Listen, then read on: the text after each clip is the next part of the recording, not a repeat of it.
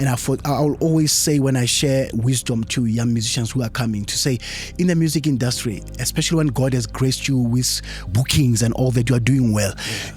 Time, it will never make itself for you. You will have to create time. True. Yeah, make time for your families, especially when you are married. Make time. I didn't even finish my metric. Okay. That's how the passion of music was really, And because my father and my mother realized their frustration there to say, bruh, see what we just have to support you. Yeah. Lomo songaga wanele bonke abazitobi. My mother, when we were growing up, was telling us that she will kill snakes almost after 3 days because nerles kange. And I was young. I don't know, really. And my father will just come maybe end of the month or during the month. How are we doing? Oh, so left you there because he was still busy with Rustenburg. Yeah, developing this thing of ministry.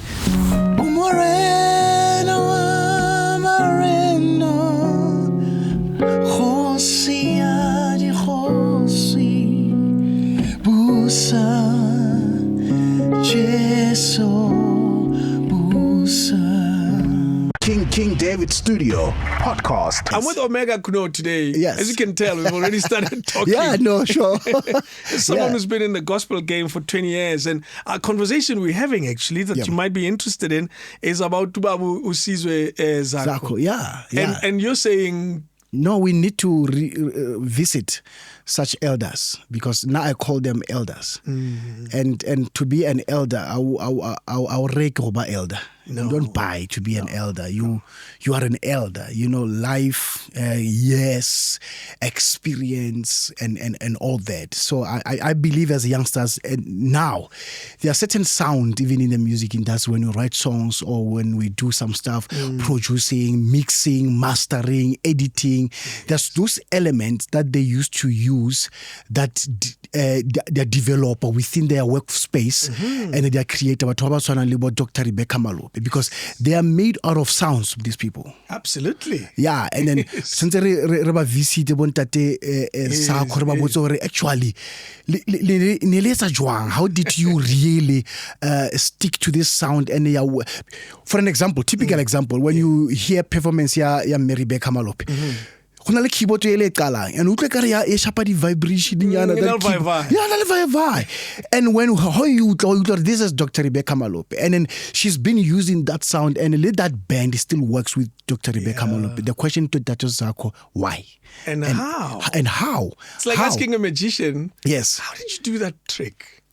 So I believe that our generation, these are such information that we need to sit with them, and not to say we neglect growth. We want growth about whole and then experiment new things, new school, whatever. But I believe there's a certain wisdom that they have, to say no, bafana le tshwere mara hona le mo le latlanteng. That is why le fellamo. Beyond. And look at the length of their career. Yes. Why Mary Baker still, when I introduce you into a ceremony at the awards, we all scream and jump. And why is she become a doctor? So I believe that these are such things that we need to sit them.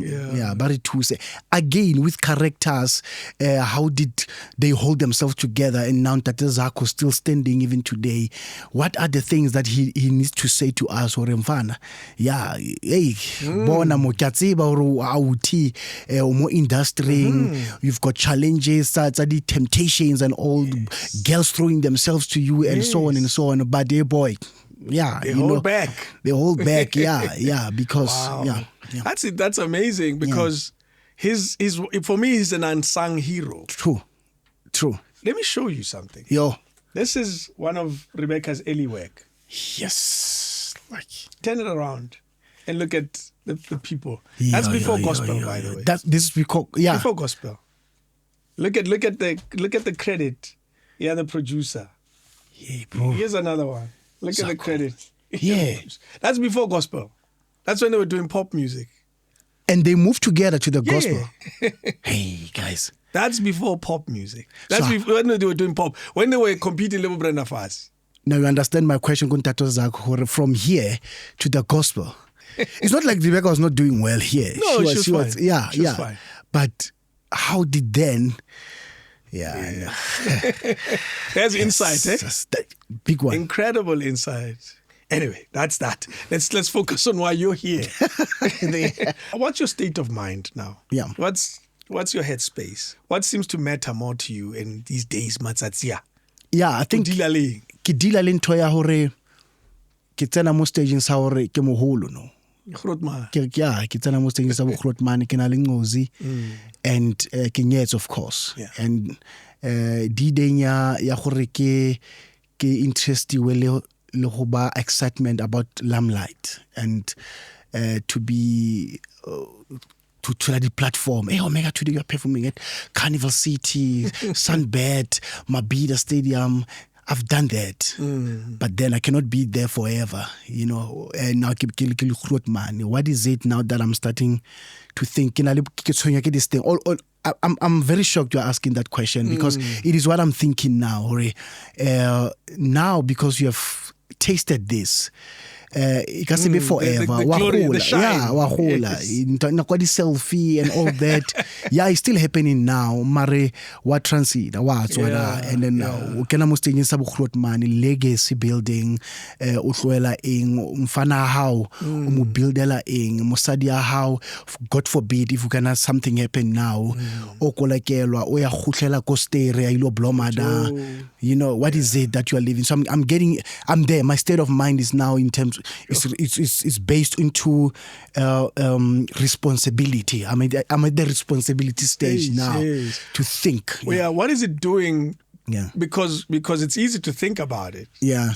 The real work is what you do with those thoughts. Yes. Yes. What is it saying to you? What does it make you want to do? Yeah. I'm meeting with guys who are now far in terms of work, not out of music industry. Okay. Yeah, to say, how can we help you, Omega? You've got a name. Bring it here. What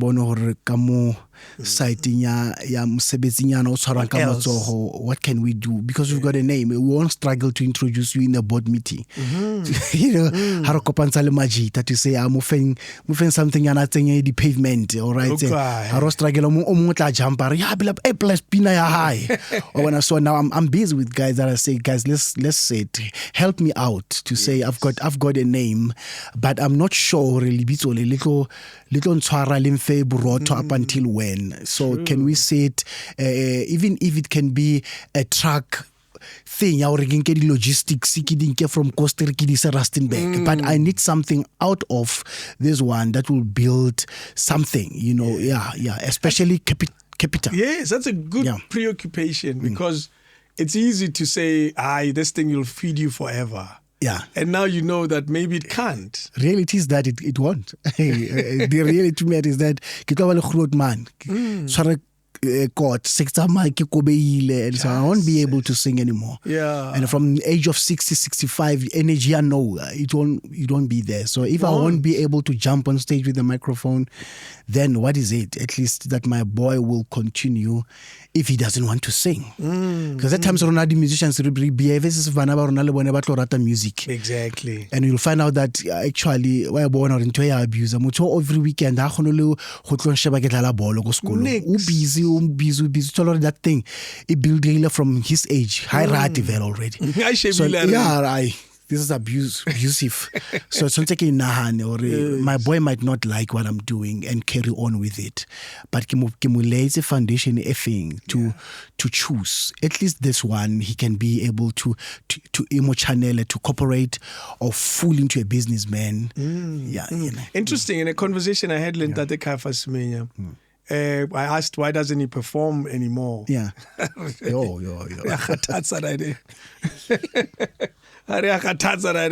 he even said, what let's say Angelina. Yes, but that's your music and we want to see you. So you do, I guess, eventually get to that stage where you don't want to sing these songs. You're just tired. The body's tired. Tired. I mean, we are tired now already to say, I gigged yesterday and then, today's Saturday, again. You know, sometimes I miss... Yeah, you know, the other time I stayed with my wife, I said, I miss my church days where I was just singing at church. And I know that Saturday I have a chance to see Chiefs beating Pirates. There you go. You know, watching soccer. Even on the Sunday, just coming back from church and I'm just chilled there. Isolate you that time, you know. What is your typical weekend lately? What happens? Yo, bro, it's very rare to find one. And give me how you describe what happens now from, say, a Friday afternoon. Friday, I will. It's either there's a church conference somewhere, or there's a worship session somewhere, or there's a show, because now they're happening on Friday because there's a lot happening on a Saturday. Really? So they are now shifting. Yeah. So there's a new... Yeah, they're shifting to Fridays now, many of them, because Saturday they cannot find us. Most of the gospel artists are not there. So another one will decide to say, I'm hitting it. Friday. Even Friday. Some they are moving to Botswana, to Sunday, sorry. You'll find out that you are booked in Botswana and they say, come Sunday. Then they say, Sunday. They say, yeah, we couldn't find certain artists. So now, yeah. And what happens on the weekend? Because there's rehearsal, there's... Yes, and Saturday morning is either you are flying out or your wife asked to say, please, at least go be 5 minutes with your boy at school, and then I'll go with you. Or Nala ball or whatever it is. And then how when fella rumun shoutanyana and then disappear. Then you are out, go to airport, or you're going to collect band members off. You come back Sunday morning, and there's another church in Midrand that says, please, we are doing our last service of the conference, or mega close for us. And already that's Sunday, you know. And then when you go back home, you are finished. Your boy at least needs that hour with you. And yeah, Monday, it's again, calls are coming in. Yes. And now with us is worse, because remember, I'm Omega with my own craft, the spirit of praise. I know, yes. Yeah, and then before it was that has a life of its own. Yeah, before it was West, there was Naziman, Omega, and Friends in Praise. May his soul continue to rest in peace. Yes. So it was Friends in Praise, Omega, Spirit of Praise. And now, so a weekend you'll find out is just packed up with lot. Do you deliberately try to create spaces in your diary? Yeah. How do you do it? First step I did, I took my wife to make her my manager. Okay. Yeah. That takes a box. Yeah, to say, come here. So that me and her will find understanding. She will know what comes in, and she will look at it, and she will say, but do we really have to take this one? You know, we need that. Yeah, we need that day for something else. Can we just not take this one? Let's have and we are doing that literally. We create time. And I'll always say, when I share wisdom to young musicians who are coming, to say, in the music industry, especially when God has graced you with bookings and all that, you are doing well. Yeah. Time will never make itself for you. You will have to create time. True. Yeah, make time for your families, especially when you are married. Make time. Time will never come. Make it and say, you know what, this weekend, at least next weekend, Renali too. On the same weekend, man, and the month is okay. When you calculate budget, the sharp bills, yeah. So why don't make time? And True. Yeah, that is why I said to my wife, be my manager, so that we will have this relationship to make time together. Yeah, she will then manage. Yes, the time problem. Yep. Sorry. Yes, because with me as Omega, I'll take everything. Bruh. I will take everything. I take every DJ gig that's thrown at me. Yes. But if she's there, she will say, "But it's our birthday." Anniversary. Yeah, Omega. Because if you are doing this, you are detaching yourself even from the family. Because banally something your father's church in Coster, banally something, you are not there. You are taking for granted. You are not coming, but it builds something, and it will work against you in the long run. Because I'll support. Yeah. But you must go to people's funerals. So they'll go to your funeral as well. Yeah. And people say, well, the rest thing doesn't matter. So it matters to you to be seen around the family as well. Yes. So I do that. That's first step I did, to take my wife. And number two, I speak to myself to say, these things just fail. They'll always be around. They'll always be around. As long as you are working hard on your craft and you're disciplining yourself, your name will still continue to be respected. So when you do that, more is coming. But you have to discipline yourself, to talk to yourself, to say, I don't have to abuse myself. I know that even next year I'll still be here. So let me not be greedy and kill myself, because you will never even reach where you're going, because you are off. You are load. And with gospel, it's. I don't know with the secular guys. I haven't had in one-on-one. I would love to do that one day. But with the gospel, we know that it's because gospel is about. It's like you are preaching. You are singing there, people are crying there, some they are falling. And those things, they come to you because you're asking yourself, why people cry? It's a ministry itself that really takes a lot out of you, because you are giving yourself to these people. That's true. Now you come back home, at times you are wondering why. It's because now they are spirits. Really? And now because our totally chance to breathe them out and to go even to your local church to sit under the ministry of your pastor, already into how it's a chance to find time to go for lunch. You are always there. So discipline yourself, talk to yourself, and make time. That's amazing. Yeah. I want to go back home to Koster. Yeah. What is the place called? Reagile. Yeah. Tell me about Reagile. What type of neighborhood is it when you were growing up? Yes, yes. I'm sure it's changed over the years. Yeah. Describe it for us, the place you were born in. Yeah. Reagile is between when you live here, taking Krugersdorp to Machalis. Got it. Yeah, and road splits there. It says Koster and another one says Rustenburg. Yes, so you take that route, and then already after you're driven maybe for about 15 minutes from Machalis, is then you are starting to realize Kitswile Tropo actually starts turning slightly it's like and then there's literally nothing when you drive to go there until you pass Derby and then Boons and you get to Koster. Koster is a small town. It's got only two roads, main roads in Motropo. That small town. The other one, it will take you to Lichtenberg. Another one, it takes you to Mafike. That's it. There are now those shops that are there. How done anything behind the shop? No, it's like a cowboy. Yeah. Are you going to movies? Thomas like exactly. Yeah, Kiswana is that type of a town. And when you get to location, very small location, it's got sections, and then there's schools. Those schools you can literally walk. I was able to walk to my primary, and I was able to walk to my secondary. I was able to walk to my high school. That's how it's built. Everything is just around here. Yeah, very nice location. And like you say, now because we are growing, there are many people coming in. The location is starting to be rough. But when we were growing, there was nothing like that. So that's where I grew up. Attended my Khalakhatsani lower primary school, and then secondary was what is that? Mwitsoki Mufenyi. And the last one was Pebana High School. Yes. That's where then, life. Give us a sense of what the people of Reagile, where were they getting their money to look after their families?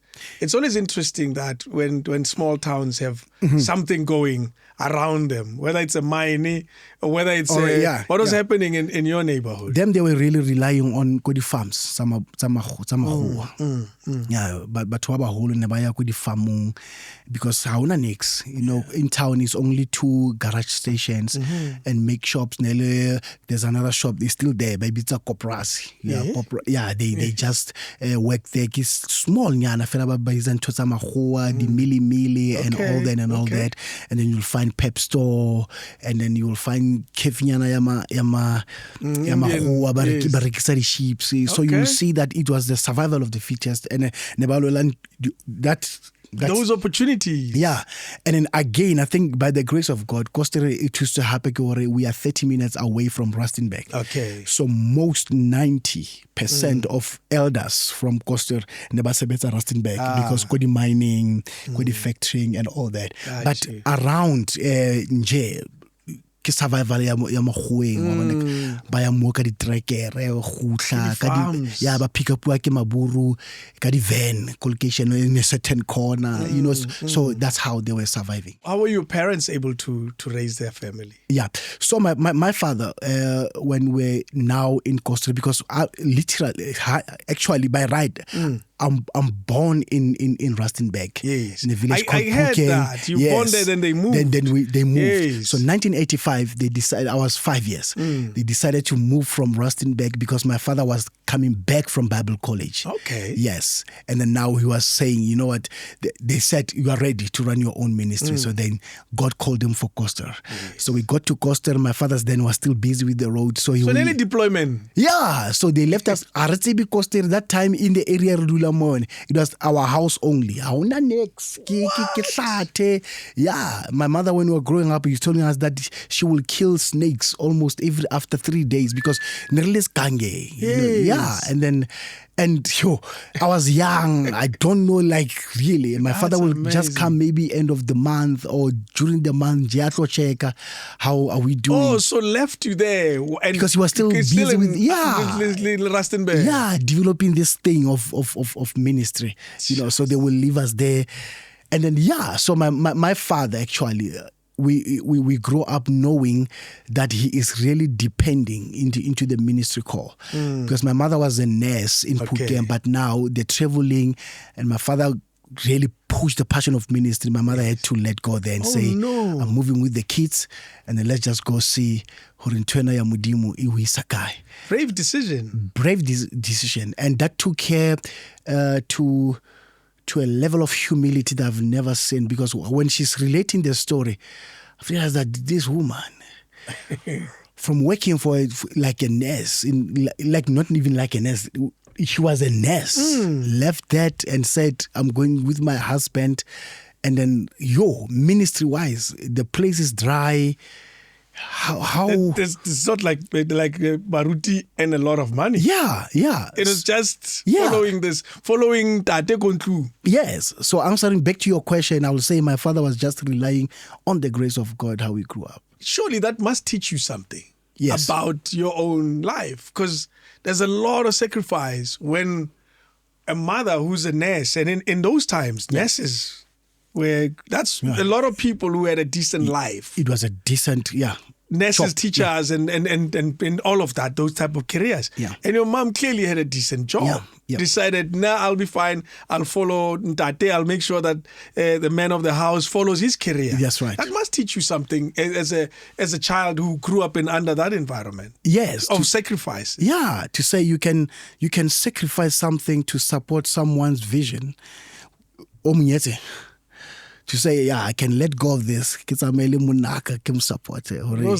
Yeah, rilo zama, and that takes a level highest, I don't know, of love and trust and to be loyal. I don't know how can I describe that, because you are literally stopping something that can even make your guys to survive nicely, so than not knowing harobula kereke, what is it? Rokala guy and all that. So in an empty neighborhood. Yeah, in an empty neighborhood, but trust to say I'm following my husband, and that time he's not saying there's a budget, but he's saying there's a grace of God.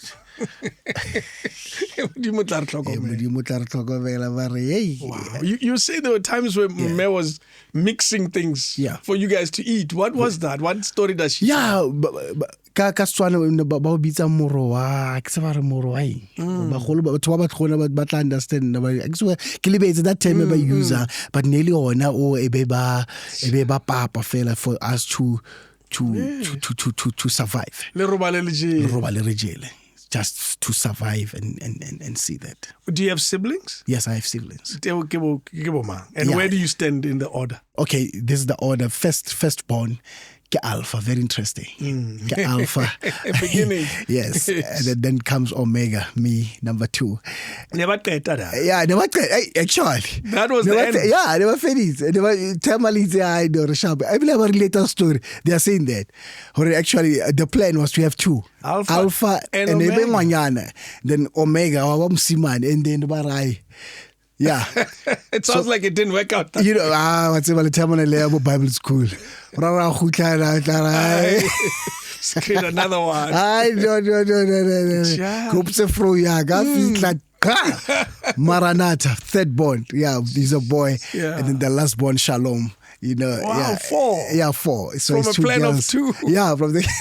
Hey, why not? Yeah. Are the gaps big? Between, not really. Yeah, not really. Yeah. They're not really. They're just good gaps. Yeah. That's an interesting. Normal 1 year, 2 years. That kind of thing. Yes. You know what blows me away about is how you can plan. Yeah. All you want. Yeah, but God is a decider. Yeah. A couple of like now, enough plan what I know. 2 kitoba sharp. Mara kitsi urumudibo. Utla planner. Hey man, who knows? Eh? Yeah. You might just look after a huge family. Yeah. At some point. Yeah. Growing up with them, you say you moved. So when you moved, you're probably the 2 of you. Yes, it was me and Alpha. Yes. Then we moved to Costa. Yeah. And then life started. And then, of course, we grew like that. I will tell you something. You know, God will amaze you how He's taking care of His people. But between then and now, there are certain things probably that happened and I don't know. And possibly maybe my parents didn't share. But it is just the grace of God. Yes. I mean, I cannot even tell you and recall or 6, 7, 8, 9, 10. No, it's all. But you only don't. God knows. Yeah, or Mudimos or Savavise during that suffering times of hunger. Without realizing. Yeah, I was just realizing. Hey. It's amazing. Do you know what that tells me? Yeah. Because most of us have that kind of recollection. Sure. That is slightly, it's fast, it's quick. It's quick, yes. The time seems so short. Yeah. In those days, unless you sit down quietly to try to remember, but it always seems so short. And I always remember thinking that when you have parents that are very, very good at keeping the challenges away from the kids, Right. the kids grow up pretty okay. Sure. They don't get to see the pain and the struggle. Right. Because the parents are so good Yes. at keeping the sting Yes. between the 2 of them. Yes. So there's a smile, you know, so things seem okay-ish. And if you grow up in an environment where just about everybody looks the same, you don't feel like you're struggling. Because go next door, they don't have. True. So that kind of tends to make it easy. And when we recall, Sure. the time seems so so quick and short. Yeah. Because there was no excessive extreme pain. Our fila buima. As the phrase goes, time flies when you're having fun. Time equally flies when there are no problems. Yay. Because the problems make time move slightly slower. You see them. You feel them. And then the time moves very, very slowly. Trust me, you ask your mom, she'll tell you every detail. Exactly. Yes. The other time I was sharing a church and I was saying to them, you will even wonder, or you guys, I was talking to them, they were both of them, and I said, I was on the podium, I was singing there, and something just said, talk to them and encourage them. Yeah. And I even tell them that I don't know, when we were still young, there are certain probably decisions that you are stuck, that we need to take, but you just embrace situations and stay, you know what, we will hold ourselves to this. Yeah. And some of the things you are not even telling us. No. How many times we wanted to give up into this thing of church. Yes. Because really it's not really working out. So but here you are today, and we are now enjoying the results of decisions that you took by then, and Rona were not even there to see or aware of, and they could have affected us, but somehow God gave you strength to make a good choice, and we are benefiting to them. I've hosted many people, older people, because on this channel we speak to real groot man. Sure. sometimes they would bring their kids because they were doing stuff with them and they would come through. Their kids are older. They're your age, my age, and so forth. And the kids would sit there while we are recording. And after that, I would ask, so how did you find that? I would say, there's a story that he told that I didn't know about. They always do that. It's like, there's a story you told. We were speaking about earlier. The daughter said, there's some stuff I didn't know that he told. Because if you were to sit down with the parents and they give you the details, you'll be blown away. Yeah, no. And also they are trying to protect our hearts. Yeah, they are trying to protect our hearts to say we can't. And now this one is worse because it's church. There are certain stories that we now hear that there's a time that our father was questioned. It looks like the money of the church is taking care of. Is there a story like that? Yeah, there's a story. There's a story like that. There are stories like that we can see that no. Yeah, the father's questioned now. Yeah, for banaba. One to how la chekiwa today.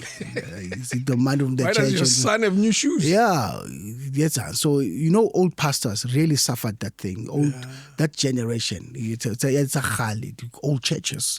Really, whereby now they have to even check or banaba school because what's about Hakaya Kose it will be like it's church money. The story your dad tells you about why he ended up becoming a man of the cloth. Yeah. What story does he say? What led to him to go in that direction against other careers that he could have taken? Yeah. The calling, a call is a call from God, and we cannot deny it. And as they say, once it can be there in your lineage, it will come for you. It's in the blood. It's in the system. The father, okay, I don't, like the grandfather to, the father to my grandfather. It's great. It's great. Makhoa simplified. Yes. And it's great. Apparently he was a pastor. And then my grandfather is a pastor. Mm-hmm. Then that thing went to my father. Your dad. Yeah, to my dad. So it comes from that. And the way they're describing my father, he's the pastor. Yes. He's a pastor even from when he was a kid. Yes. Even where he was working, I sometimes go with him and I will hear the autita is a Khaled, hey papa, auti Bible,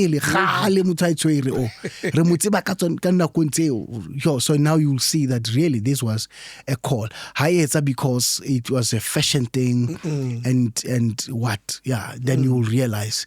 And how checker the situation you will believe, and I'll believe, or I know this man is called by God because unless there's a calling of God in your life. When he started, because you were there to see it, you were old enough to see it. When he started the church, take me back to what you remember from a perspective of a young child. When now he's home, now he's here, he's no longer traveling. Yes. He's now living with us. Yes. And now there's this thing that he's talking about, which is the church. Yes. Take us back to those memories. My memories are taking me back to when he now, as a man of God, as a pastor, you really have to be in good books and you have to be in people's hearts for your survival. Because you are called here, Mare, Kontlung, how would you call it? Nix. Yeah, so you will have to win people's hearts, and you have to be available for the people. That's your currency. Yes, That's really yes. Because out of that, you lay your life for them. That's when then you receive the benefits of these people. Yeah. So I will see my father becoming even friends to white people. But later on, different today. Oh. Yeah, then you realize, Yeah, man, le time like a little talk about because he goes out, he goes to school, pray for the kids. Because you'll hear him saying, "Kya Rustenburg ko kya ko di faming kanto o rapela da," and then mahwale ba mo fe geze, and then more geze you feeling you na 1,000 rand o tla tseba or 5 at least, you know. So it is out of the heart of saving that now my father was benefiting, something, when winning people are. So we survive like the school fees. Somebody will just come and say, "Hey, Papa, non rappel it," and something in my heart is saying, I must come and to say thank you. Wow. And I thank you, we see your envelope to say this is my offering, and to say, man of God, thank you. So that's how we used to survive. And I thank God for the heart that he had with my mother, because it's like they had good hearts for the people, and by that we survived from those. That's incredible. And, very. And the minute of starting the actual church. Yep. What was that? Is there an actual building? Yes. What decision did he make in that regard? He out of Bible school, he went to the AFM Bible school. Okay. And they said to them, okay, now le sharp. Go. So bona hona le o mumbarke Dr. Joe Mabuela, bo Pastor Katide, you remember. I know Pastor Katide. Okay. Yeah, give us a word, and then Limuruti, Kenneth Mishwe. That's a banner. Get skip it. Wow. Yeah, I know. Kenneth was the ACDP. Yeah, no, they kidding. But that's a banner. So they were very rebellious, these guys, in terms of they were stubborn into their own belief and so on. And Dr. Joe Mabuela, because nanale background ya politiki ya community, so he was influencing that one, and we know that AFM as well, it had leadership ya Mankamola, so it was very So then that's when Hababa release, but good reading. But the Bible school, abayilo bona ore batsa jwang. So my comrade goes scared. Yeah, never so good. So then they realize, I hope career ya rona in terms of pastoral and all that. Rekaselo kikai because batwa bar gatil and bator kawat. So the only way is to trust God and believe God for our ministries. Yes. So that's when then he decided to say, you know what, I'm going on my own. Create his own. Not rely on the mother body like most people. Yes. There was no mother body there to say no. Literally no name. Yeah. It was Reconciliation Fellowship Ministries that he launched and say, I'm going with this. /AFM or branch or whatever. Or they keep coming to see you. Strictly, he says, I'm going. Yeah. I will just see. That was a stubborn voice, I'm telling you. Big decision. And imagine those days, Bella, you had to rely on something because it was tough. It was not the opportunity that we see now that you can no kanyana kukai. No, it was you and God. Just the two of you. Yeah. You'll sort it out. Yeah. So how the church was built, all these things, I don't know. But it came together. It came together. In the long run, myself now, when I was 15, I started to teach myself how to play keyboard, because now you have to introduce me to this life, to say, you are a PK player. No, pastor's kid. Yeah, I own a choice. Yeah, I normally share and say I'm a church boy, and my life in jail. The only thing I know, azange gazama twara siganyana or alcohol nyana gereki tasting. I don't know. I know lots up till now. You were born into it. Yeah, my blood is church. But, I like that you use the PK reference. Yes. Because very often PKs are problematic. Yeah. You know that. I've heard that, yes. You know that theory. Yes. But you didn't have those problems. I didn't. And I will say my father is really blessed, Yeah, I will say that because we did it. Even my siblings, we never gave our parents hard times. Yeah. How far to Next. Ebile, she's the quietest. Yes. Yeah, we are all good. even right now, we are serving in my father's ministry, all of us, and we're still there serving, and we are a team, and we still respect, and by the grace of God, both of them, they're still alive, and they still see that which is they installed in us. Exactly. So we never, and I know what you're talking about. They say pastors' kids are a problem. There are a lot of pastors that I've received calls from them to say, literally, literally,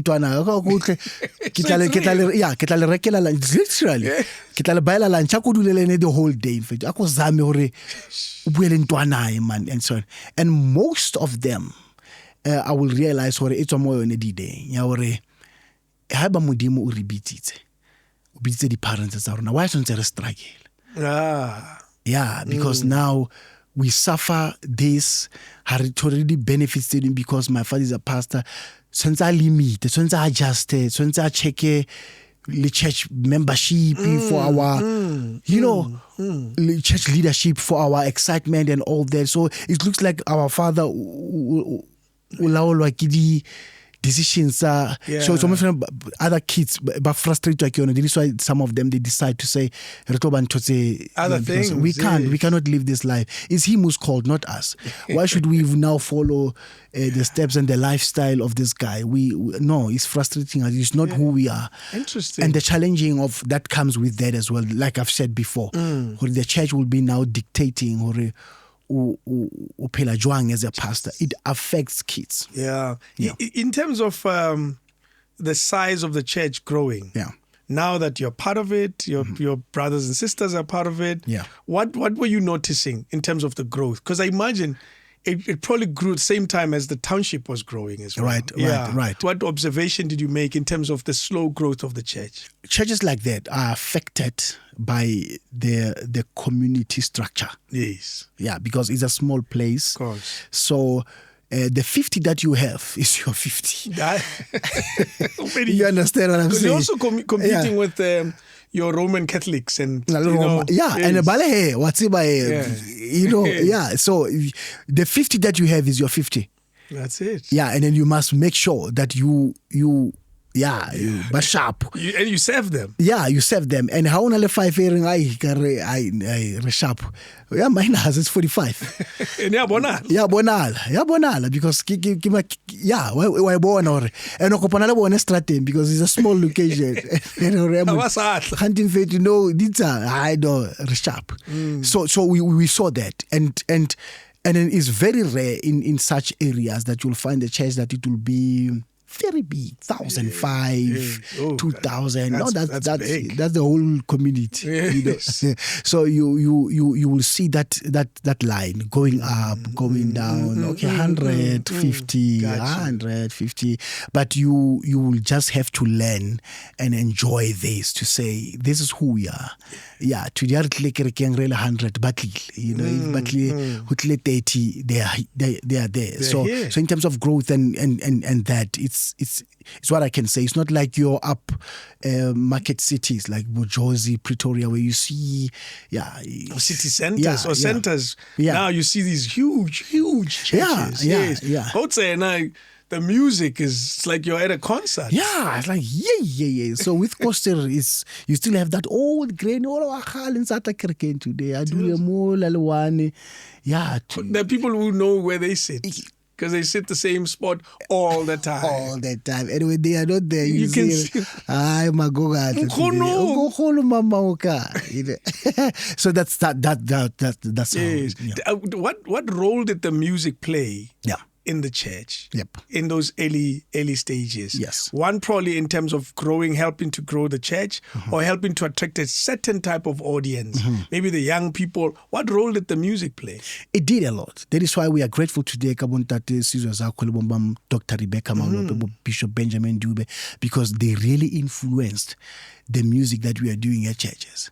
Because a young person from other churches, like your mainline churches mostly, Roma, Anglican, and so on and so on, but Omega, Bafeta Sunday by Kirkin, Omega Shapa Pina, Dr. Rebecca, Moya, but I know Pina Manai, Dr. Rebecca Shapa and Omega Goa Shapa, that come on, Kirikin. I know, local parents, that's like what to shop around. About the keyboards, and then because a church that was playing keyboards by then, I nearly threw it blind. So the sound of keyboards and instruments were now getting into the community and say, yo, I never Oh, really? Yeah, they keep. Because most of us grew up with, as you call the mainline church. Yes. Till today, yes, they still operate exactly the same way. Yeah. Yes. So now I this is nice, and you know how young people are. So mostly our church by then in influence the music in the areas to attract the young people, and I was part of the music thing. So I was making sure, and young people will come. So we had a lot of young people more than the elders because of the music. Yeah. So it was really playing a big role, and we even extended it to take it now to your SRCs at school. Really? Yeah, because now I became part of the, because I want some good behaviors. So Nakadi Fridays, it's something very interesting. Because school is to 1:30. Okay. So from 1:30 until 2:30, that hour, just 2 session of music. So my father will bring instruments at school and borrow us. Then sharpest meaning. So Banaba School, when they see that, they follow me to Sunday to church. They want the extended show. Yeah, all right. Munati Fridays, gila That's great. Yeah. How was the music introduced to you, though? I think is how can I put it? Okay, of course, because I'm a PK. You're in church, yes. Yeah, number one, of course, when I grew up, I realized that it's talent. Okay. Mare, what in like your question, going back to your question, is the point of need. Yeah, okay. To say my father is a person is struggling, yeah, man. And I get demos. I rekikeni guy. Ngase mo assist. So that said, yeah, I'm taking responsibility. But why didn't it do that for your other siblings? I think they saw that already na neseki pusha. Okay. And ebona because babono right no they can rather see what they can do within the church. Yes. And back then in churches how feel a task in the church never responsible, not lately now. Like before you were holding to it or when cause youth leader so you were building into it. And then how realize you've grown up into this thing. So but still at some point in your life there must have been the musical influence. Yes. There must have been something you saw that drew your attention to the music. To the music, yes. Besides connecting it to the church. To the church, yes. Yeah. What was that? It is.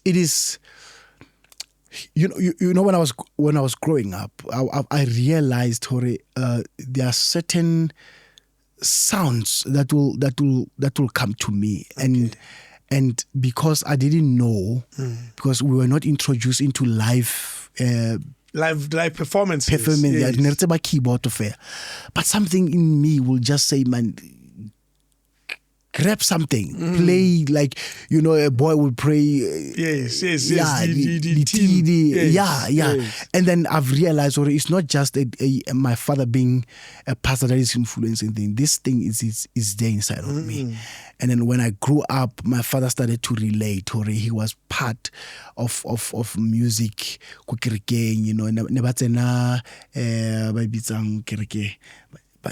The trumpet, but never para white. Blue. Yes. Church of Christ. Okay. Church of Christ. So my father was a leading lead vocal, and then I've realized that means it still has passed it on. Yeah, passed it on me. Yeah. But growing up, I will see how I was loving it. When you do something to help, and you are just doing it, you will get tired of it. Of course. But if you are doing it because there's that thing inside of you and you love it, I continue to do it. Then I've realized that actually you enjoy it. Yeah, and I was making time for it. I was doing my researches. I was buying. I was trying to get music. I was asking my parents, man, rekang Bishop Benjamin Dube, man. I need, there's a song you could on radio. I want that. I want to work with the choir. So that passion, And in terms of the music that you were introduced to earlier on, when you speak to people who end up becoming musicians, they'll tell you of the music that was playing in the house. They'll tell you of music that was playing next door. They'll tell you of music that was playing Kostraten Sela. What was your experience? My experience was my household was gospel 100%. Yeah. and that influenced even the people in the community to know and to respect that. When a certain scenario that happened, I was a young boy by then. Machitana ba dlala scoop. What's about back in the days? Nera to dlala scoop. Nera pimpa di kolo. Yes. And at that time, the boys came. When we get to my house, then they switched off. They passed and they started playing. What? So that's how our house, as a pastor's house, was respected. So they would be playing, say, a Kwaito song. Kwaito song. Loud, switch off. Yes. And then pass the house, switch on again. Okay. But amazing thing is that when they are playing gospel, they are even taking out. They are making So they know that one we know. Even in my family, extended family, relative members, if they know that my father is coming, they will stop drinking. They will hide even alcohol. They will switch off what they are playing and they will play gospel. So my life was surrounded by gospel sounds, pastors preaching, that. So I didn't escape it. I couldn't escape it. My wife now, when we are growing up, she will ask me, you don't know this song? There's no way you don't know. I don't know. What is a popular song? Yeah, popular song, secular guys. Yes. You don't know Mariah Carey's song. What? I can't do it. But you know. You don't even know Mariah Carey's song. I grew up any sound that was good for me, it was gospel. It was like when I listening to quiet or any, it was like I was singing. That's how deep it was. That's hectic. Yeah, it was hectic. It was like what is it? Why are you listening to Mendoza? The first guy who was introduced to me as a secular guy and I loved his music, it was Ringo. And the other time, my dad found me listening to his album. That was that album, It's a Life, Le Avante. Oh yes, that's Jerusalem. Yes, I remember. Yeah, and then they featured Mendoza as well on that. You remember that? So I started to love it. My father got me the other time watching Ringo, and I was so scared, bro. I am watching Ringo and hey, the backing vocalists, you remember those times? They were sharpened 1 centimeter. They were sharpened. And interesting, he said there and said, no, what is it that you are trying to learn from there? Then I said, no, I just love Ringo's music and the live part of it, because now live music was introduced to us. Because at gospel side, we only knew Bontate, Sizo Rebecca Bashapa studio. Of course. There were live recordings. Not at all. No. So I was interested on Ringo, this kind of music and that Jerusalem song, Veil. Of course. It has a religious reference. Yes. And when my father said, no, this is a good thing, that's when I started to say, Probleme ke lona. La monane. And that's where a lot of pastors, PKs did mistakes in terms of their lifestyles. But then they made mistakes because they were worshiping their fathers instead of respecting them. Mudimo, and then now the mistakes because rabataba and you don't know. Yeah, and then that thing of rabataba, they create a gap between us and them, and that's when then now that fatherly touch and the relationship affected with many of them, because now what's about my approach, what's the mistakes, what's about my child, disturb the sister, we couldn't relate the time as around by then. So jeez, man, that's an important lesson. Sure. But how did you relate le time? Through my mother. Yes. Yeah. My mother. And my mother through my sister. Yeah, because, baruti ba khale ne ba tshaba. Actually, why ne ba tshaba ga so? Wasn't no in that little time like regret. Like we are close, like but keep why before out here? So if I will want to relate something that has to do with issues of life, then I will use my sister to my mother. And my mother had papa already yo. So that thing. And I blame the system. That were introduced to our fathers, Bible school wise, because they were. You remember, I don't want to get into this, but the system really made our fathers to look karkidi monster. Not even baruti fela. Generally, you couldn't speak little time at Arona. And that thing created bad things that we are now suffering later on. And also, even the mindset of a father back then is just this man in the house who doesn't speak too much, keeps his voice low, says very few words, is reading the newspaper, and then he's gone. He's gone to the bedroom and he's gone for the day. Yes. And then tomorrow again, the same thing happens. There's no connection. Yeah. He doesn't run around with the child in the house. Yes. None of that happens. Yes. Yeah. So, and that creates this gap. Yep. Interesting. Do you know that my and we always laugh about it with my wife. My wife broke my virginity. My wife. Yes. That's how hectic it was. There were no girls. Like, my father will kill me. like literally will kill me. Here you talking to a girl. Yeah. What is this?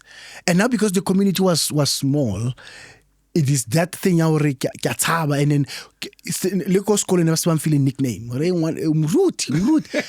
I love soccer. So when I play soccer, pass Muruti. So that thing even from school, so if I stand with a girl, your dad will know. Will know. It's a small community. Yes. It's a small community. Mama mewa ko kerekeng because never reportana bala badlali. Kekena go muruti ba re mono ngwana muruti check please. O ke ngwana muruti a re batlo re a tsamaise lebitso. So it was that thing. That's so when amazing. My father saw me with my wife today, the other time, he really and he came, I don't like what I see. And when you see this boy coming here, you must tell him he must go home. Really? Yeah. He reacted? Yeah, he reacted. He went there and have a meeting with that family. Is she also from Costa? Yes, from Costa. Same church. So I don't like. You would expect the parents of the girl to be the ones that are doing that. Yes. And it was the other way around. Yeah. And so you could even see lady families, they were scared to approach. But by the grace of God, Valera stopped at the code Mara. It kept on going. It kept on going. And today is really blessed to see us still together. He's like, hey, Fed, can't you know it's serious? Like it was. But it made him proud. What makes you think, and what helped the relationship to turn around and become friendly between you and your dad? When they grow old, even that was strict. And as well, again, number two, I've realized that my father is embracing me because he feels and he's happy that I listen to his teachings. Okay. I have become the product that he was praying for, and that thing makes him to say, I can. Now, I can open my heart to this boy and he must come. And I think that thing, and to see me pushing the music and the love of worship and praise from the church, now pushing it even to the industry and becoming what I am today, he realized that no, the boy. Right. But moreover, it's when they are growing old, they're becoming really, softer. Softer. They are no longer going for conferences. Busy. They need the family love to engage. He's making time, sitting there. I was able to join him, look at the game together. And yes. Is he a Pirates fan? He's a Chiefs fan. Like you? Yeah, of course. People who cry for 10 years. Well, it's okay. Cry for 10 years. Yeah. So don't worry, the crying is almost half yeah. done. How did you celebrate the win? Yo, bro, I was in Botswana. I was performing in Botswana, and then I was with Spirit of Praise. Bishop Benjamin Kilebagani, Liwini Mashaba. So, they it's a Spirit of Praise All Stars. Okay. They took the old members of Spirit of Praise, wow. and then we were there. So, me, Ayanda Ntanzi, Dumim Kokstad, Matema, we are Chiefs fans, and Zaza. So after the win, I posted and said, now it's time to go celebrate with my Botswana people. So all the time when we were dancing together, we'll go in front of Bishop and say, and he will be so mad. During the show. During the performance, I went doing this. Yeah. So Winnie Mashaba and Bishop were like, hey, they had the worst performance of themselves because. That's funny. And Zaza made it worse. He took a song that was not on the list. Washu Ezekiati Matambo Hlangana. So Aaron Matambo Hlangana performed it. Oh, that's funny. We were making a joke out of it. Hey, it was, but we were celebrating. We were happy. That's a special celebration. Yeah, it was beautiful. Your decision to move to the City of Gold. Right. And come to Panda. Yeah.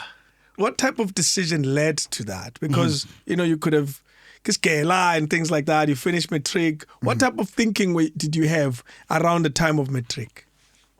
I didn't even finish my matric. Okay. That's how the passion of music was really, And because my father and my mother realized their frustration, they had to say, bruh, see what we just have to support you. Yeah, because, and I think, I don't know, but my father will say, if he will see this episode, to say, he was happy actually to say, this what he's trying to do, it will be helpful for the church. Okay. So probably his decision to say, no, sharp. Is because of that, to say, I know, like in the long run, we'll be all right. Yeah. So, and this is how it came. There's a guy called Mike Sutwani. Okay. I forgot the surname, but I don't know, the group. Yes. I know the Kutu. Yeah, Kutu. So they decided through Samro and whatever back then to run a workshop in Rustenburg. Okay. And call the young people who are interested in music. Then my father released me to go there. I went there and attend because it was in Phuket. I was born, and I said, let me go and attend. Yeah. And again, you said it's not very far. Not far. And I attended the workshop. It was for a week. Then Saturday of it, they were handing over participation certificates. Wow, okay. So they use Civic Center of Phuket. They didn't have a sound.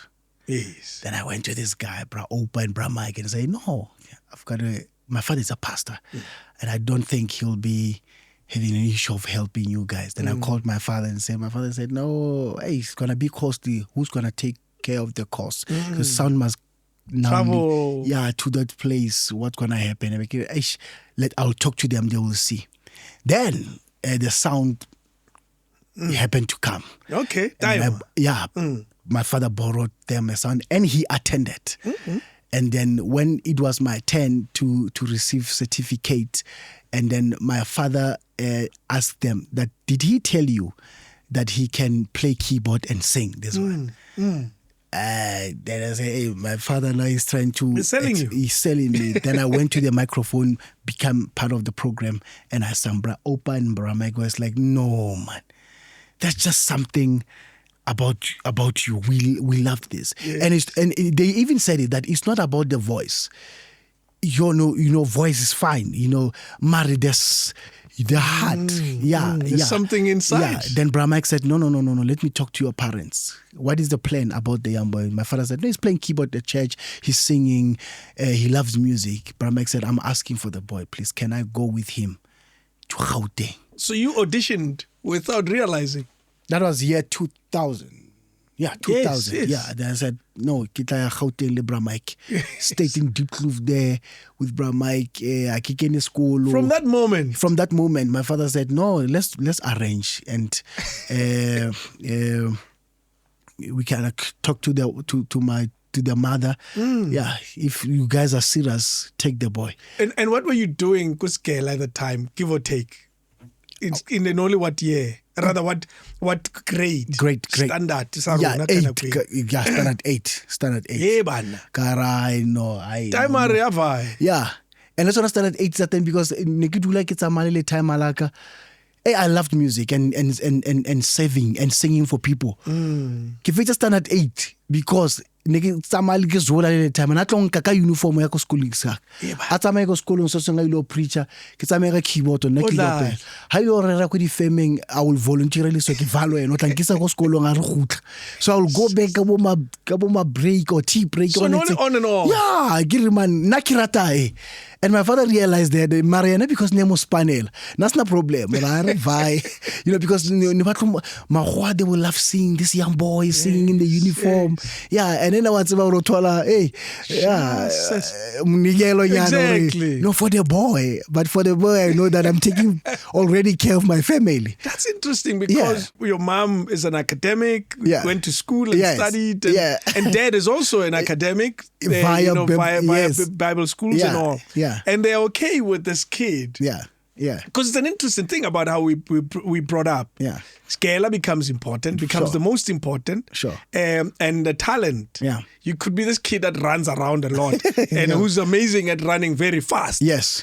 Mare, pass. Yeah, pass. Yeah. So your parents were able to say no.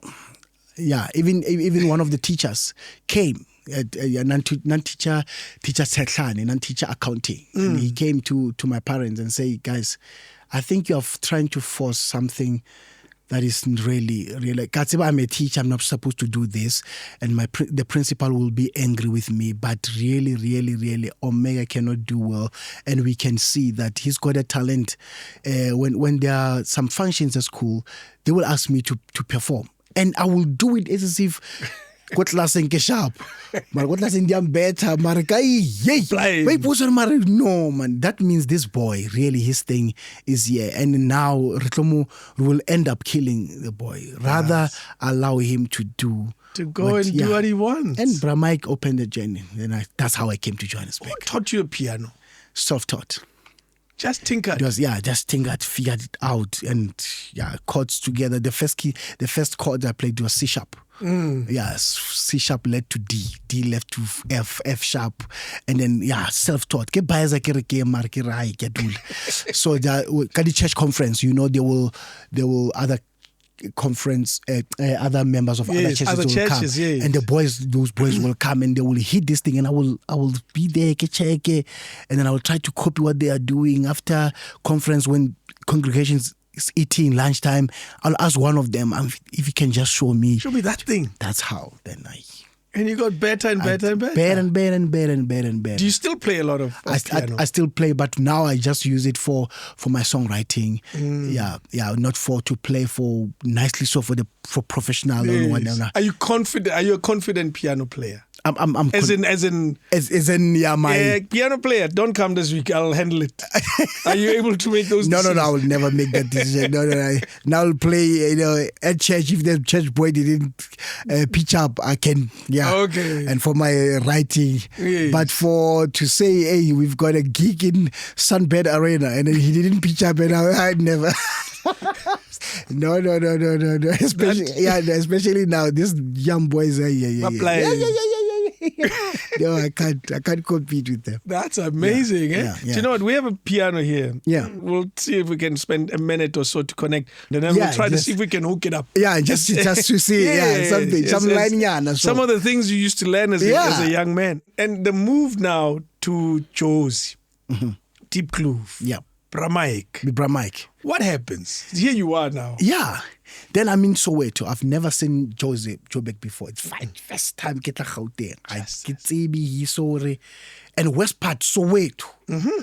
And then when I story say about the line, so oh, that TV series. Yes. And then now, hey, bro, Kira, bro, Mike. I don't know, those kid to refer like a no man. Ish. So wait, very total the size. Yeah, the size and Ankan Kisabo Kilani Road.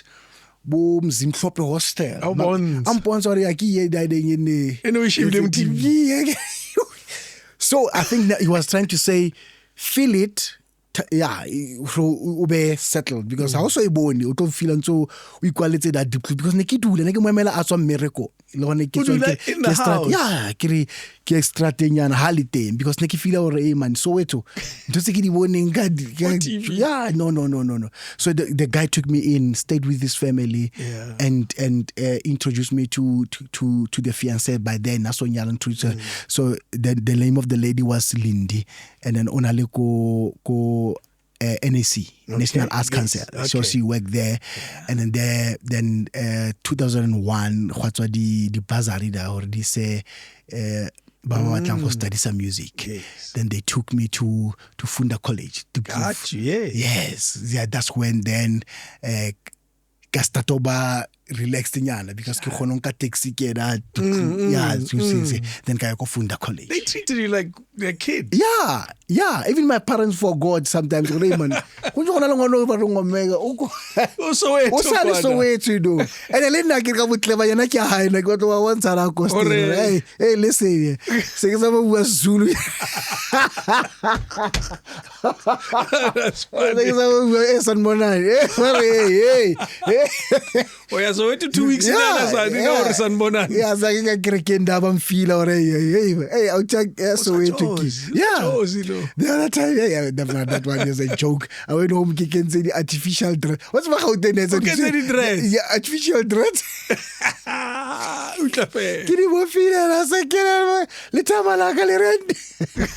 But because he loved Lucky Dube, so I had some. He loved Lucky Dube, and I don't know. This is nice. Yeah, but but yeah, so I went to Funda College, and then that's how then. Jeez, man, I started. Yeah.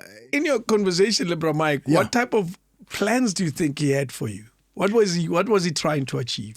He wanted me to become one of the successful gospel artists in the country because already by then he was now introducing me to big names. You know, I will go to concert. Dr. Rebecca Malop from a distance. It's no longer just the song. Yeah, it's no longer just the song now. And instead of that, Kibe excited, I became scared. Yo. Yeah. Nane Kibabon, I was becoming scared to say, no. It can't be. Because in trouble and in source, I was like, and when he says, let's go greet them, to say, I can't. But what was the source of that fear? What was the problem? I think probably is the Costa small township kind of a influence thing. Unlike Autamo Jojo, I wanted not to Jampel because I'd say, but not because of no, I'm not worth it. No. This is too big. Yeah, and that respect of seeing big names instead of jumping to them, I feel I need to give them respect.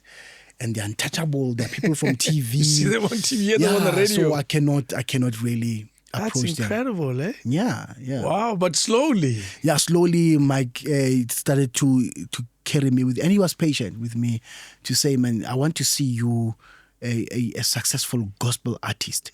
Yeah, and actually, Nasa Batoriki Funda College. The wife Lindy said, no, I lost studies. Mike and Nasa wanted that thing because he felt, why should I take him to because record motor radio. Yeah, ntwe bona ga etsa da ko Costa Rica batla etsa yona ke ne mo studio ke mo ise ko bo yeah bo ntweni university ba le big but then bo Sony Music. Of course. Yeah, bo Galo. It's the early 2000s. Yeah, definitely. They were really. Yeah. And then that's the era of those artists and those record labels. Yeah, Lundi was signed with who was it? I don't even know. Interesting. Yeah. I should know because I was told very recently. Yeah, but what's his name? This guy. He was an actor as well. No, it doesn't come to mind. Yeah. But Susmus never meets us at the 18th time. Yes. But Lundi. But then their company was doing very well, and I said, Lundi was an instant hit. Yes. So I was like, hey, Mike wants me to this position. Lindy says, no, let him study music, because I think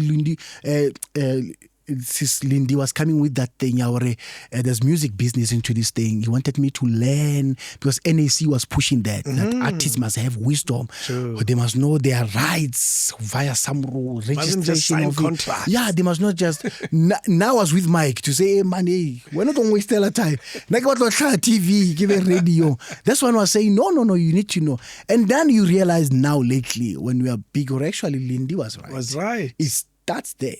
And how was your experience with Funda? It was great, yeah. But at the same time, it was like, why are they teaching me the notes? And they were taking you back. No, man, Yes. but have you seen me play? Yeah. Why do you want me to learn this and thing? I can sing, I can be on TV. Now I want studio. This thing. And now you realize that no, actually, chord progression, vocal abilities, scale, do, re, mi, fa, sol, la, ti, do. You need to know those things. Yeah, transition to another key. There's a lot that information you realize that you need now. And when we neglected by then to say you could have, But I stayed with them for 3 years, and that information worked. That's great. So you didn't, in the end, think that it was a waste of time? I didn't, because second year, normally they take you to Grahamstown, Standard Bank Gents Arena to Grahamstown when you are doing fourth year. Okay. I went there second year because I was this guy, energy, marimba, hey. Yeah, I was like, hey, drums. There's always that kid. Yeah, there's always, You can figure it out quicker than everybody. Man, come on. When they say singing, somebody knows to that, but I never expose maybe that's what they took us to Grahamstown. They sent all the time with the Greyhound, and I feel like a superstar. They took us from Soweto to that straight to Business toilet. Yeah, then we went to Grahamstown, Kapas. Yeah, it was a good experience meeting other fellow musicians. Yeah, and then big names by then, Bodon Laga. Yeah. They were pushing sessions there, Narkopana Lebo, and big guys. Yeah, so it was. And it leaves you with this knowledge. It exposes you to your own talent. That's right. It says, you're right. No, you're right. Yeah. You're on the right direction. You're on the right direction. Keep going. Yes. Jeez, man. Yeah. And now what happens next? Now Funda. Do you finish the Funda? Yes, I did. I did finish Funda. And then your question was... what next? What next? What happened next? Yes. Then I realized that Funda was teaching me.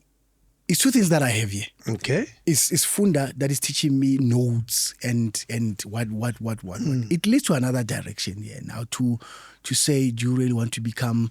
Because school actually was pushing you, is either you become... the most successful ones were jazz musicians. Because now of the background of school and all that.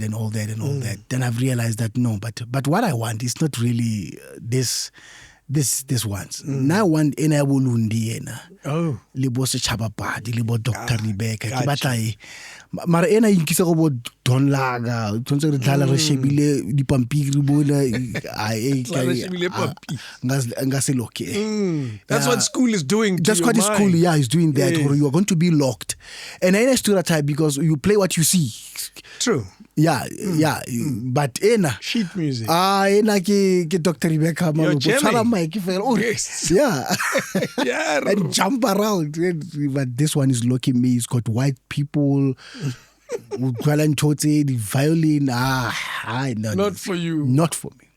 At least you're exposed to it. Yes. To see it for yourself. For myself. Yeah. But here's the interesting thing, Grootman, to say, as you grow up in music and experience, then you realize, actually, this one is more beneficial than actually this one. Yes. Because this one has got a career as well that you can become a lecturer, they were teaching you. It lasted longer.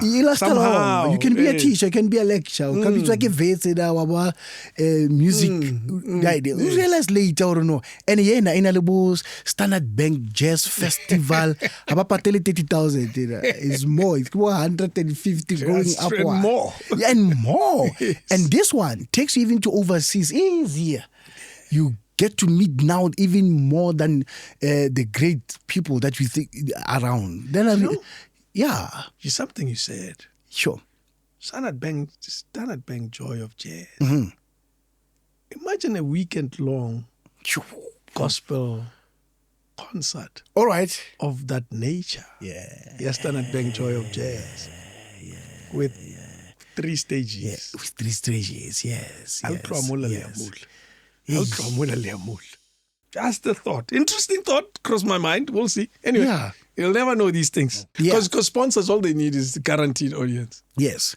So now this one led me now to say, Bra Mike, what do we do now? Because he was starting to realize that it's starting to get, it's boring me, this one. Then he said, it's fine because you got a certificate on that one. It's good. You did something. You learned something. The small information that you got, keep it. Yeah, don't just flash everything. You will need it. You've learned stuff. Yes. And then Mike started to take me to churches around Soweto to do what I was doing back at home. There you go. Yeah. Then I find myself in Soweto now, becoming one of that boys who plays at a certain church, and he's killing this thing. Now other pastors, they're starting to know about him. They are calling him for the conferences. No, Muruti Boro as that boy, man, is doing that. That one led me to know another guy who said, actually, no, I can take you to this guy by the name of Dodo Munamudi. He's now with Impra, or is it? Yeah, Impra. He's a director of Impra now. He says he had studios by then. So Dodo Munamudi took me in and say, man, come here.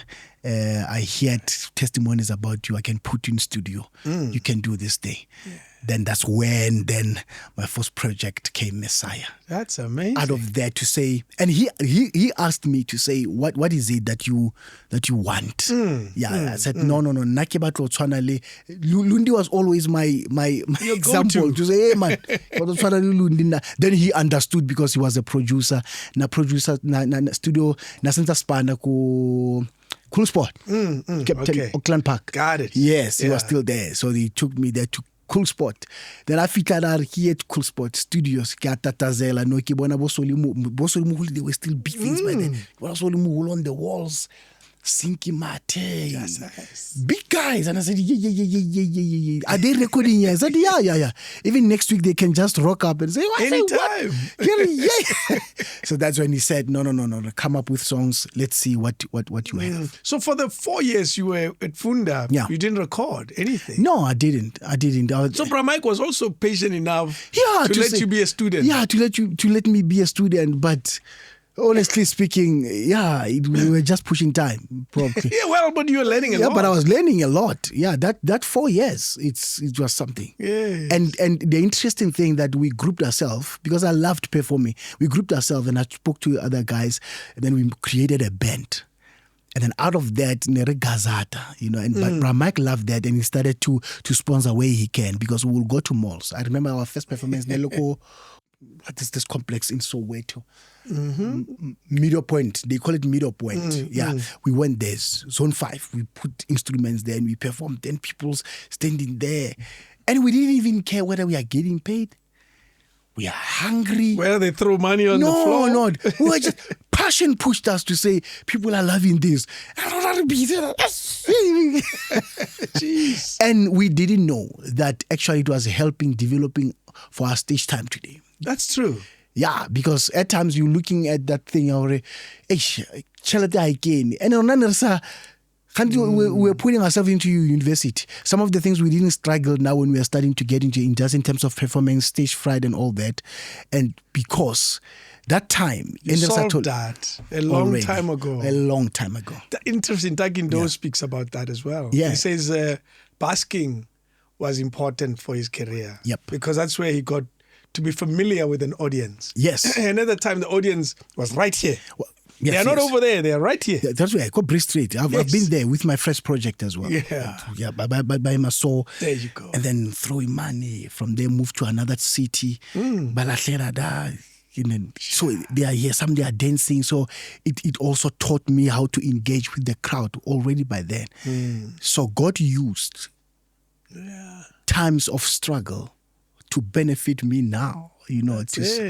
So it takes you to a scripture, Romans 8:28. For we know that all things work together for good for them who love and trust in God. So I believe that it was working. The struggle time and all that. It works together for good. Amazing. Yeah. First project, how did it do? Didn't do well because who's Omega? Who's Omega? I mean, in the middle of Bo Rebecca Lebo. Yes, all these. There was a colleague about that time. Yes. There was Avante. There was Fisonwanes. So who's Omega? I mean, West part, you talk Northwest, because we know that time that guys were doing well via language, because we know that Gauteng was attracting a lot of Zulus. So there were guys from Durban and then Cape Town. They were doing well because of language. Rona Botswana, it was a bit of a struggle because we didn't have that language dominating Gauteng that time. The familiarity of a Botswana gospel song was not higher than the Zulu one. Unless you were Judith Sipuma coming with a jazz kind of a thing, then Oshapa, Mamosadi Wala, But how like gospel, it was a struggle, So I struggled. It didn't do well at all. And then the only thing that I was gonna do was to sing good strating and go to churches because it was at that time it was even cassettes. It was that time. So I would go to churches, sell cassette. If they buy. But even church people, they were still trying to figure out, what is this thing? Who's this boy? Well, So it didn't do well at all. It says a lot about launching a new career. It's hard. It's hard. To start from zero. Yeah, to start from zero. And remember that time is two things. You're launching a name and the career. So, hey, it's done. You're hoping a radio station will play it. You're hoping a TV station will play it. You're hoping you're taking it everywhere. You're taking it everywhere. And that time, Sfiso is booming. Of course. Yeah. Na shapa umkhuleko namandla. So Omega's Fiso, I mean, come on a Sunday morning, and you remember those times. No longer spot to say once a gospel. Go TV nearly gospel gold, and then in terms of radio nearly it's how same very limited. Yes, that few hours. That few hours on the radio. So now they will think for those who bring listeners. Of course. And you cannot judge them. They want to run something that will benefit the radio. And so it didn't do well. What kind of feeling were you going through? Remember, you were seeing Fiso's career. You're looking at Lundi, whom you want to be like. And you've recorded an album, but it's not taking off. That's where I've realized later on, so those things were very thin. Like it's either it was gonna make you or break you. Because here's Fiso's booming, bruh. When you check performances, he's all over. TV is all over, and you ask yourself, as a boy from Coastal, will I really reach this stage? Will I be starting to question the whole thing? You question the whole thing, or Mare. King, am I supposed to be Zulu to make it? Oh, that's bad. Because everyone you hear on radio, it was like that's one as the Sotos you will hear, but hey man, these guys who had hit songs, it was Zulu songs, and it's like no, or maybe I should go try sing Zulu. But that thing comes to you and say, man, I must represent my own. So it was a stressful thing to see. Those guys doing well, and you are here trying to do your thing, and I say it. And do you think of giving up at that stage? I thought of giving up. There's a year I went home, and I stayed home for the whole year. And I told my parents and say, I'm back to church full time. I'm back home. This thing of music is not really working. And by then, Mike got married, and they started to have kids. And myself, I was really struggling. because now I had to be independent. My kunyetsi mfethu, and then now kikai outturning introducer to say I can't do that for back forever mfethu. Now bulela nje. Yeah, and then your parents now need to come in as well to take care of you. So that's when I started checking places, and then that's when then my story of Park Station started. What else Park Station? Park Station, where now I couldn't tell my parents or they're better. So I had to go, because if I told my dad, not what and it cost an hour and a half away. Yeah, and actually we miss you. We miss your touch at church. The young people are now starting to, because you handle it well. So if you come a child out here, it will so now I Park Station, Blomada 3 weeks fully so. And then I can survive like some what's about Park Station. That was the time. That time there were those rooms then they really vandalized. Baba told the about the Lukisa, but yeah, I wanted to tell the last floor. So I was squatting there, and then I can swear back, I can know it's sneaking at the aparonyana. So yes, no sharp. Yeah, I was saying that so I can the bathroom and come 5 before petty clap kilometer I can see if cat travel and bruh. It was the only place I could be that time. But what was the big idea? The big idea, remember, Fiso, Lund. Hey. So passion is driving me, but reality says no. You have an album. Yeah, that didn't work. That didn't work. Kirimare. No man. What did you say to Bramike when you left? And now, what was the Horoyakai? I said, Bramike, now I can situation as yeah, I can clever no can imagita ke khono phone la mama mfeto re blome kai so ka feel right no Bramike I ke sharp man majita go kerekeng ba re blome ka ofela. You know how church boys likes ne rato camp ke taba sharp man. Are you sure? Ke re I know got over gas space man ke bona ore and then ke bona ra Gauteng ke yeah, and then that things of to tell yourself, or no, I can be a responsible man. No. What you see and the reality in Gauteng is not really pap and place. Why did you end up choosing Park Station? Park Station, I chose it because in LA, the only safest place for me. Yeah, and I couldn't. Ko Mike, and then homophone like him what better. That man inside of me said, that man said of me, go back home. That man of me saying other alternatives, they were not there. The only place was that place just to hide and to be safe. There were no other place I could. So and there. Like I'm saying, I could go to the bathroom sakada. Yeah, there were things money. You could. Yeah, it's light at night. And then shabali busy again at the before kilo pata because my entertainment there was people. Yes, but you know when I'm talking about this. Hey, that thing is coming back. Like it's like I see it. Like I see it now. Nekidula bench and that. So the people walking out and you're holding a bag like you're going somewhere. And you're going nowhere. No, I'm not going anywhere. The bus is the grey want intercape. Busy there. Nah. The only time I will leave, they come home 12:30. See one now is becoming clean. And then they're cleaners who are starting to walk in to clean and the securities negative hide because if I will sit there where I'm sitting until security are gonna come, it's empty. So go back to your sleeping quarters. 3 weeks. 3 weeks, bro. Sure. Are you meeting people like who are going through probably what you're going through? I would see them. Yeah, I would see them. The other time I was with 3 guys. Yeah, that they were saying, "Hey, Mfethu, we've got a situation. Somebody promised us this and this. We are now in Gauteng. Phones are off. Corruption it comes a long way. People were robbed, bro. Yeah, and the guy I've deposited money. He said he's going to find me work." And I'm from the rural. The guy said I must deposit 5,000. And I'll find a job. I'll find a job. They'll come and fetch me. Let's meet at Park Station. You know, Park Station was a meeting for every, Park Station. Oh, seriously. So what is happening? The phone is off.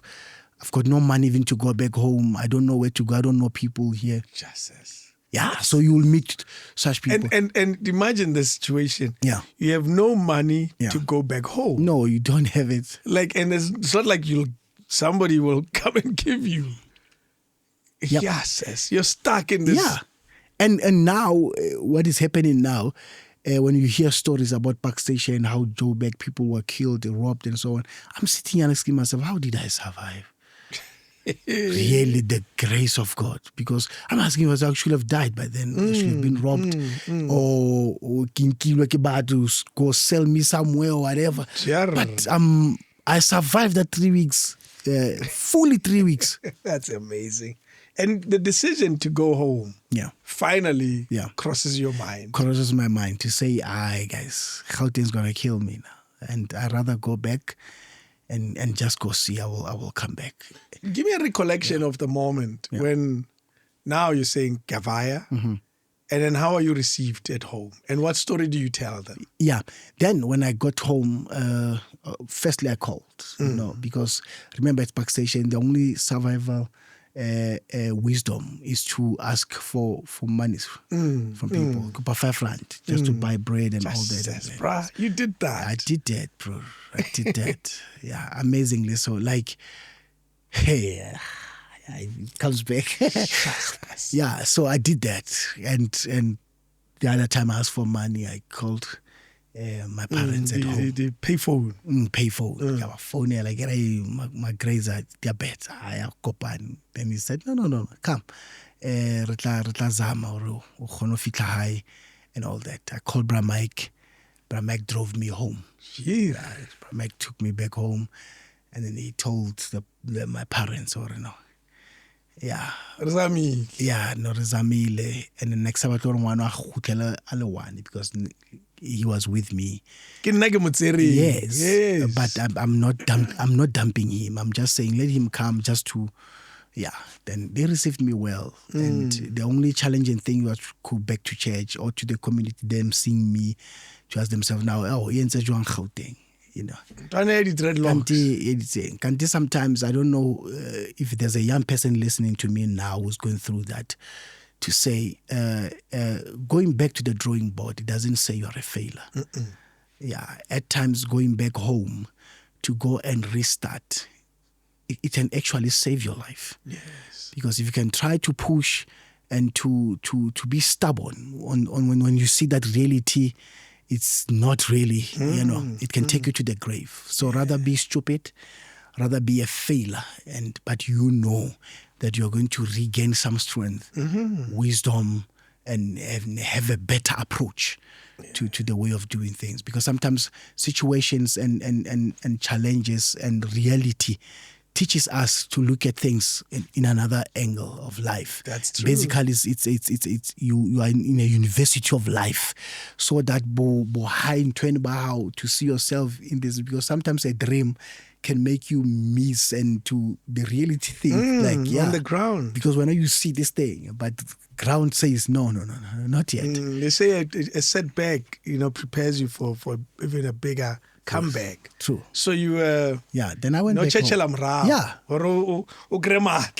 And I went back home surely so, and I started doing this thing, and I enjoyed myself in church and all that. Yeah. Then that's where Bra Mike called me the other time and said, your church that you left in Soweto, they miss you, man.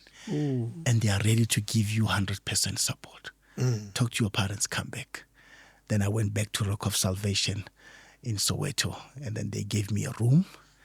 Yeah, they started to say, no, stay here as long as you want, but still push your dreams and all that. Yeah. So that's when then I came back to Gauteng, because I had shelter, I had people to take care of me. And you had music. And I had music now. Yeah. Anytime you want. Yes. And Dodo said, no, I can give you another opportunity. Are you back in Gauteng? Come, let's try another project. Whoa. Then I went to studio. That's when then that era CDs were introduced. That's when I was able then to see some light coming, get all of these small invitations and all that and all that and all that and all that. Giganyana, sing, wear a coat, and then that church, Lebone Bampadi platforms. And then around 2010, to fast forward, 2010, I was singing at the same church. The assistant pastor died there. And they said, hey, we've got Omega, he can sing for the family. I sang, only to find out, you never know until a big thing happens. You know, that funeral, big names coming in. Can't do dintam. Can't do out here was coming as well for the guy, and he was from Spirit of Praise. Are mona zwakala o mangwe hantle ke re ke tswa Kostere fetu o be wa ke Gauteng ke re ska mpotsa pula ka mo relatela the whole story.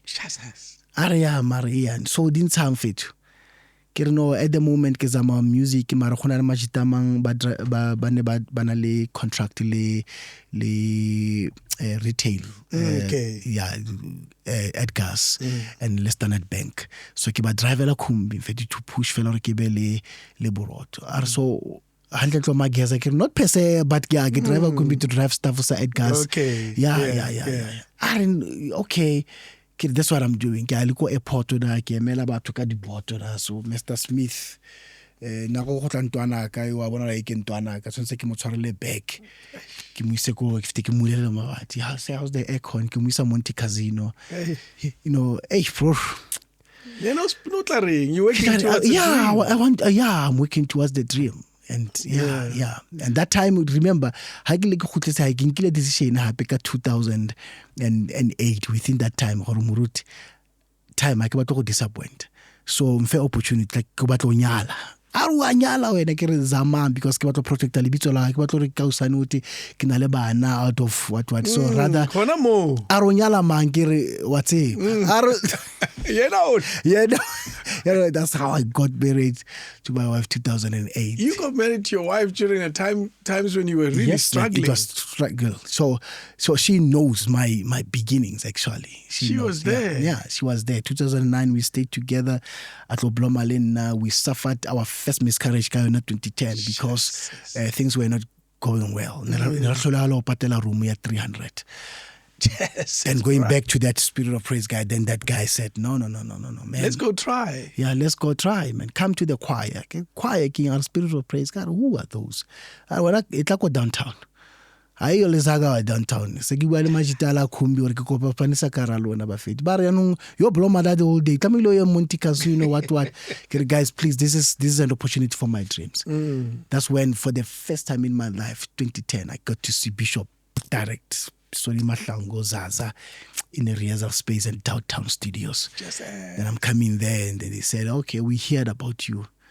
Yeah, so come be part of Bishop. You're talking about Benjamin. Bishop Benjamin. Yeah. He's there. He's there as a leader of Spirit of Praise now.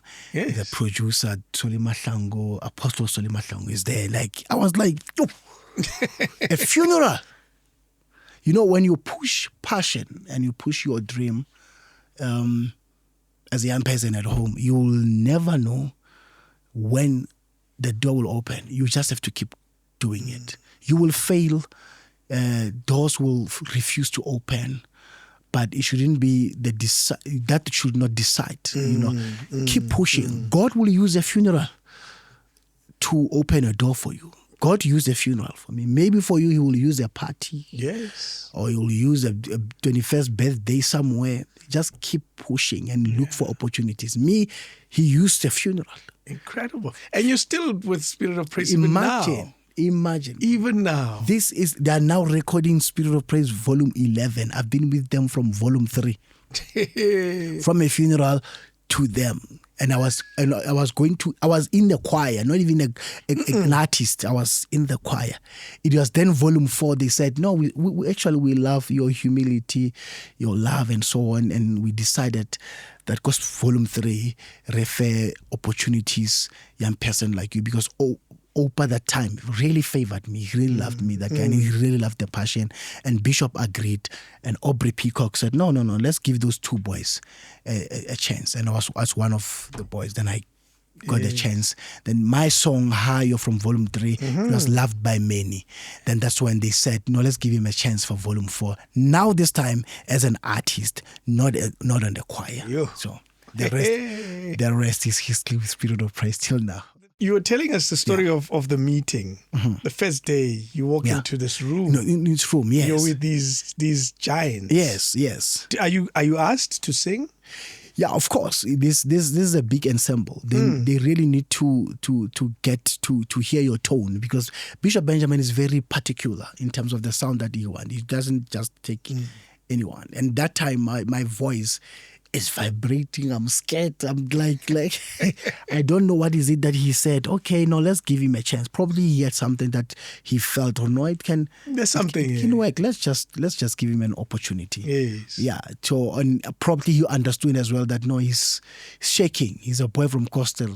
These are big names and so on. But that moment for me, it was big, and it took me back to the Backstation days. It took me back to when I gave up. It took me back to how I came to Gauteng to say,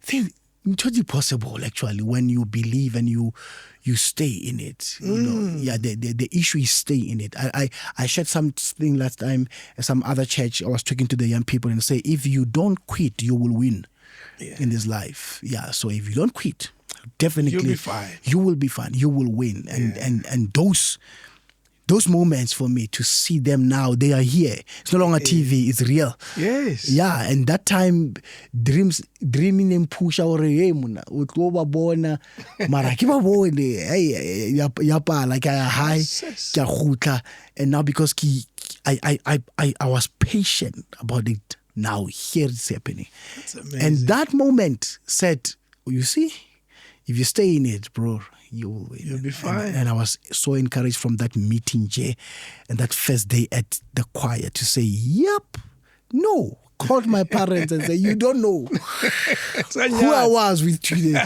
But Bishop Benjamin, when you mentioned Bishop Benjamin, you were old, yes, like just like with your parents, it's like you have seen God. I still can't believe he spent 3 hours with me here. Yeah, I saw I saw it. I was watching it. I said, yeah. Wow. Yeah, and with that man, what you see is what you get. Yeah. Praise God, I met him that time, and that fortune. Did the fortunes change? Did your life change? I will say no. In terms of me now starting to reap the rewards of this. Yes, it changed because now bread was coming in from what I'm doing and all that. Yeah. But in terms of my life, in terms of humility, remembering where I come from, it didn't. Even up to today, my parents are really proud of me about that, and people that know me from I know I also change at least TV I change a little celebrity so no, it didn't actually. That's it didn't good. And I bless God for that. Yeah. And then if your wife can tell you that means then it's the truth, because she always say that what makes me happy about you is that you still stay humble and you still you haven't changed. The music with Spirit of Praise. Yeah. Were you enjoying the experience? Were you enjoying and were you growing at all with that experience? Yes. Yeah. And I took it as a classroom for me, as a university for me. Even when Bishop was mentioning things that I know, I will just take them as if I don't know. Because I told myself these are my seniors and I want to learn. They taught me a lot, and presentation, songwriting, doors opening, platform, what do you do, what things not to do, working with the small and the big, choir, they taught me a lot. Yes. Spirit of Praise crowd by itself, I mean, it's huge. The first recording was Lyric Theatre. My first life was Lyric Theatre. It was packed. And now I'm coming there as a boy who just from a studio project, project they didn't do well. I've got only church background. Here my first live DVD recording presented before me. I'm with Spirit of Praise with Bishop Benjamin Dube, Pastor Soli Mahlangu. Like, and I'm here now, I must sing. Like, it's packed.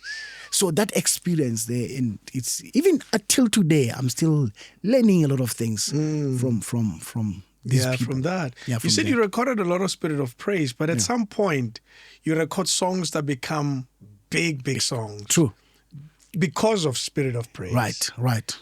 Take us to some of those big hits and what actually happened with the experience of now you have a big song. What happens to your career? Yeah. Did the temptation to start a new one, to start be solo? What was going on? Yeah. So after Spirit of Praise Volume 3, Spirit Music said, because of the song Hayo, it really did well. We want to sign you as an artist now. Okay. And to bring you and to grow you. I agreed. And I went to them. They gave me a project, Hayo to studio. And then the second one was crossover. And then which was live. But these ones, they were influenced by my song now that time that came from Spirit of Praise, which was big from your question, Busa Jeso. Yes. Ooh. Busa came in when my wife was pregnant with our second child. Yeah. Yeah, and we were I was at rehearsal when she called to say, I've got pains. Yes. And I said, what's happening?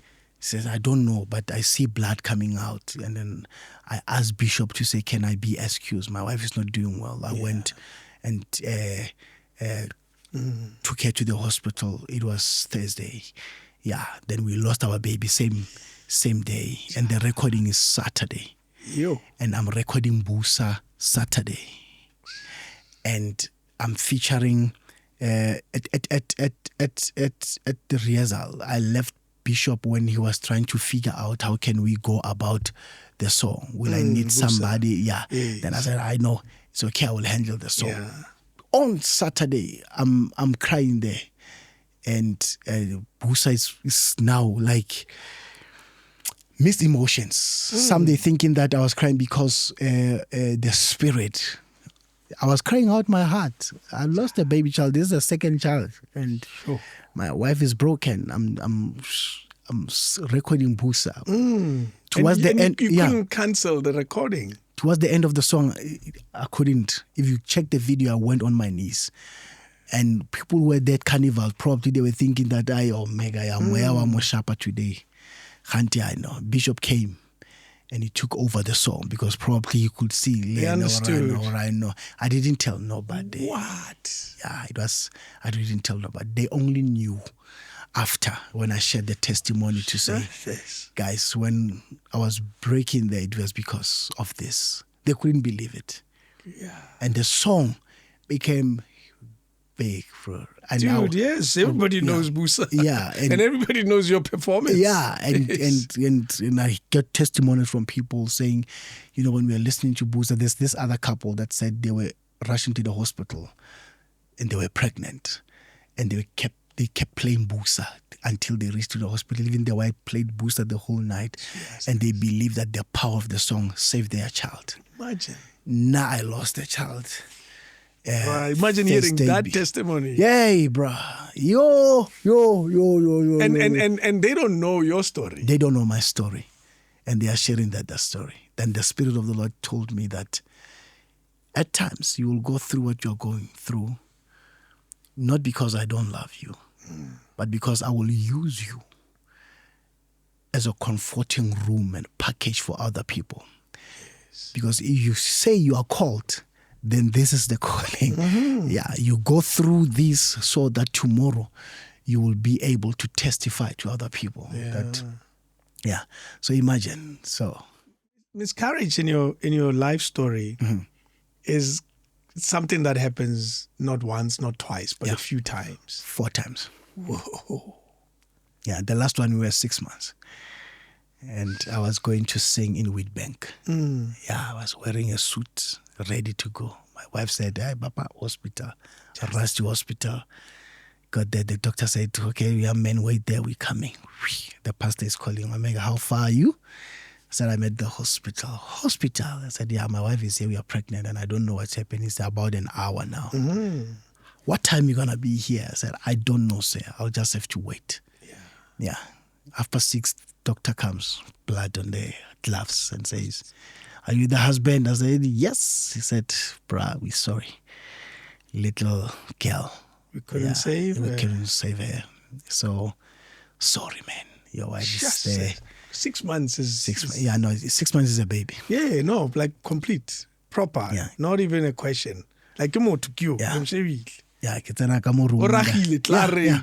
you know, all of that. I went to the appointments. It's a guy in the morning. You know, all of them. Because you start seeing at a very, very early age. Yeah. So 6 months is... Got to the room. The nurse is cleaning blood there.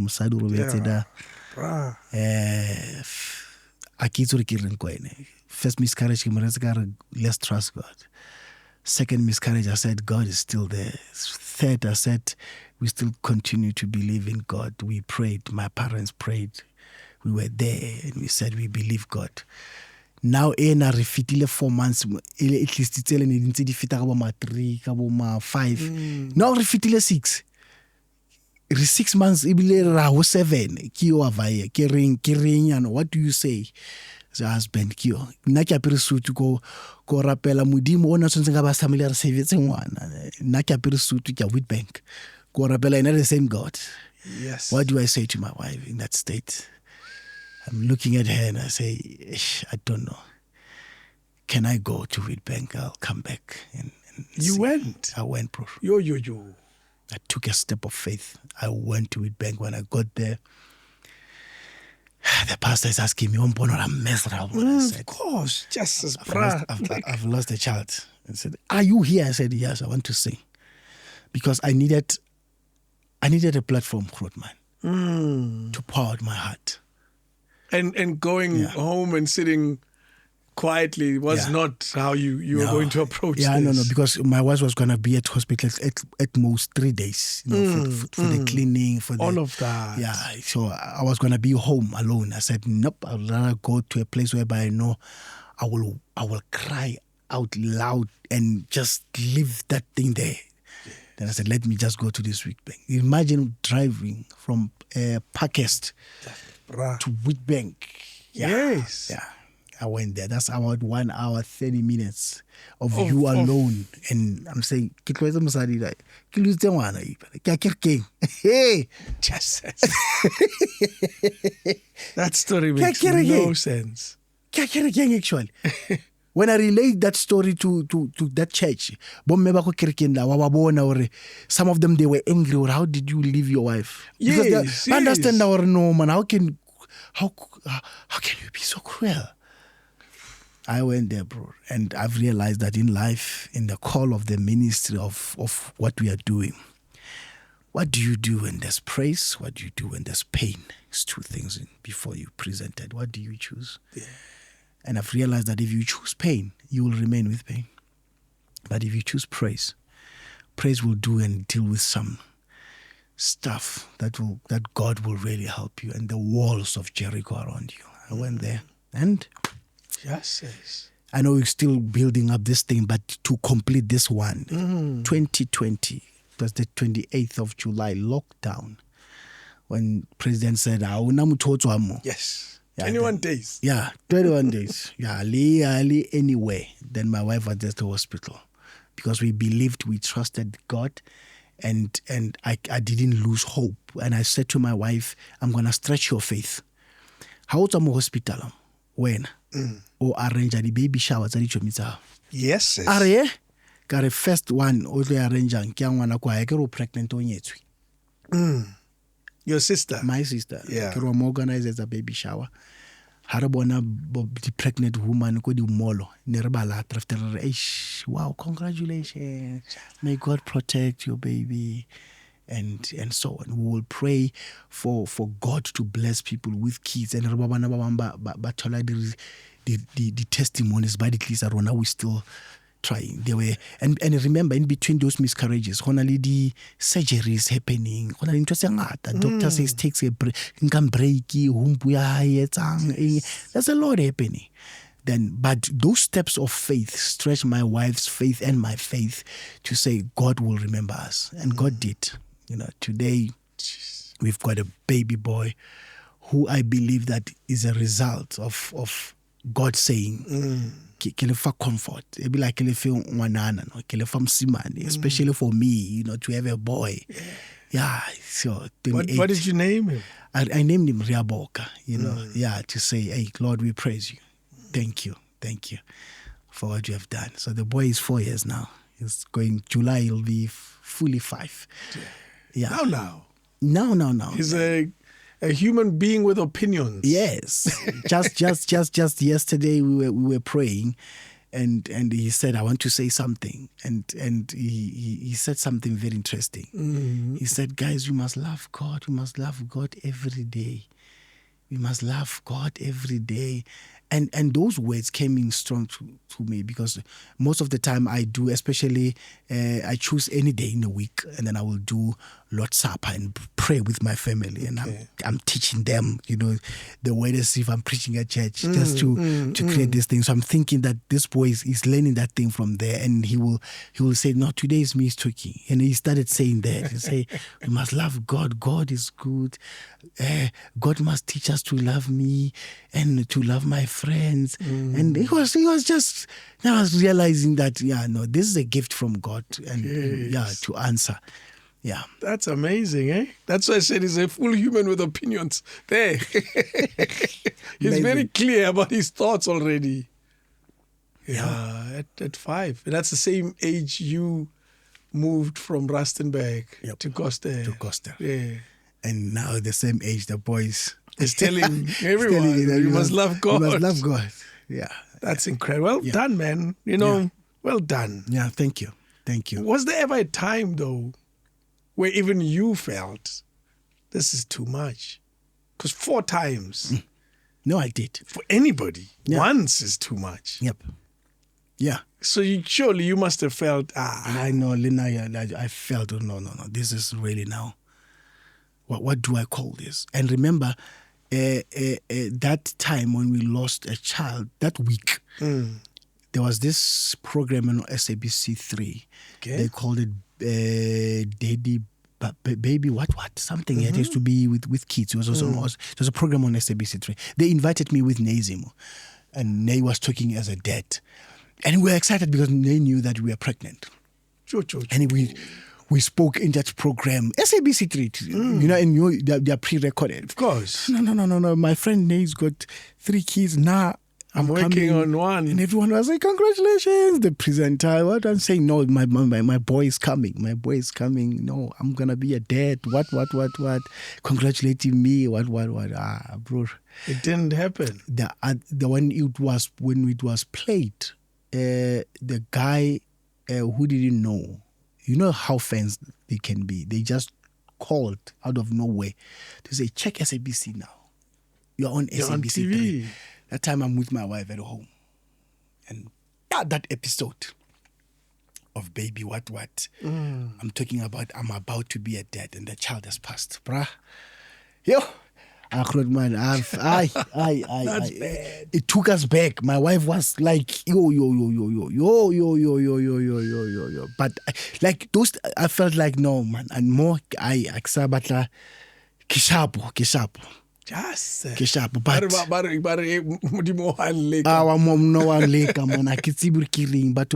but testify about my songs to say they got baby. What me? I'm struggling. I don't know what to say to my wife. We try again. Are we gonna be in the same? That's why I say, how do you even try again? Yeah, how do you try again? Yes, we go to the same reports. So what do you do? And you did. I did, and. But it was, or should I say, probably again, thank God for lockdown, because I didn't want my wife to go anywhere. Like I said, when at this time, no. There's a song here, Benjamin Dube, verse in whatever I've been through, it is okay. But God was teaching me something. now I'm better and wiser. Then I said to my wife, this time, because now we are, we are wiser now to say probably maybe only pregnant and in this time, please, I keep out next until you deliver. But now it be worse. There's COVID. Yeah. Please, I keep out next. So doula and then delivered a healthy. Justice. Good boy. Imagine when you're counting the months. Yes, bro. Like, don't take me there. I was like, Lord, 2. And they get counted, okay, 1, refitilega 2. Okay, what we 2, refitilega 3. And then what we 4, refitilega 6. So we didn't please. We are now in the 6th month. Let's go to 7, then 7, and then 8. Ooh. Then 9. I said, Doctor, when are we taking out? Can we finish this thing? No, sale sharp. I don't know. I got who to Mega Mari.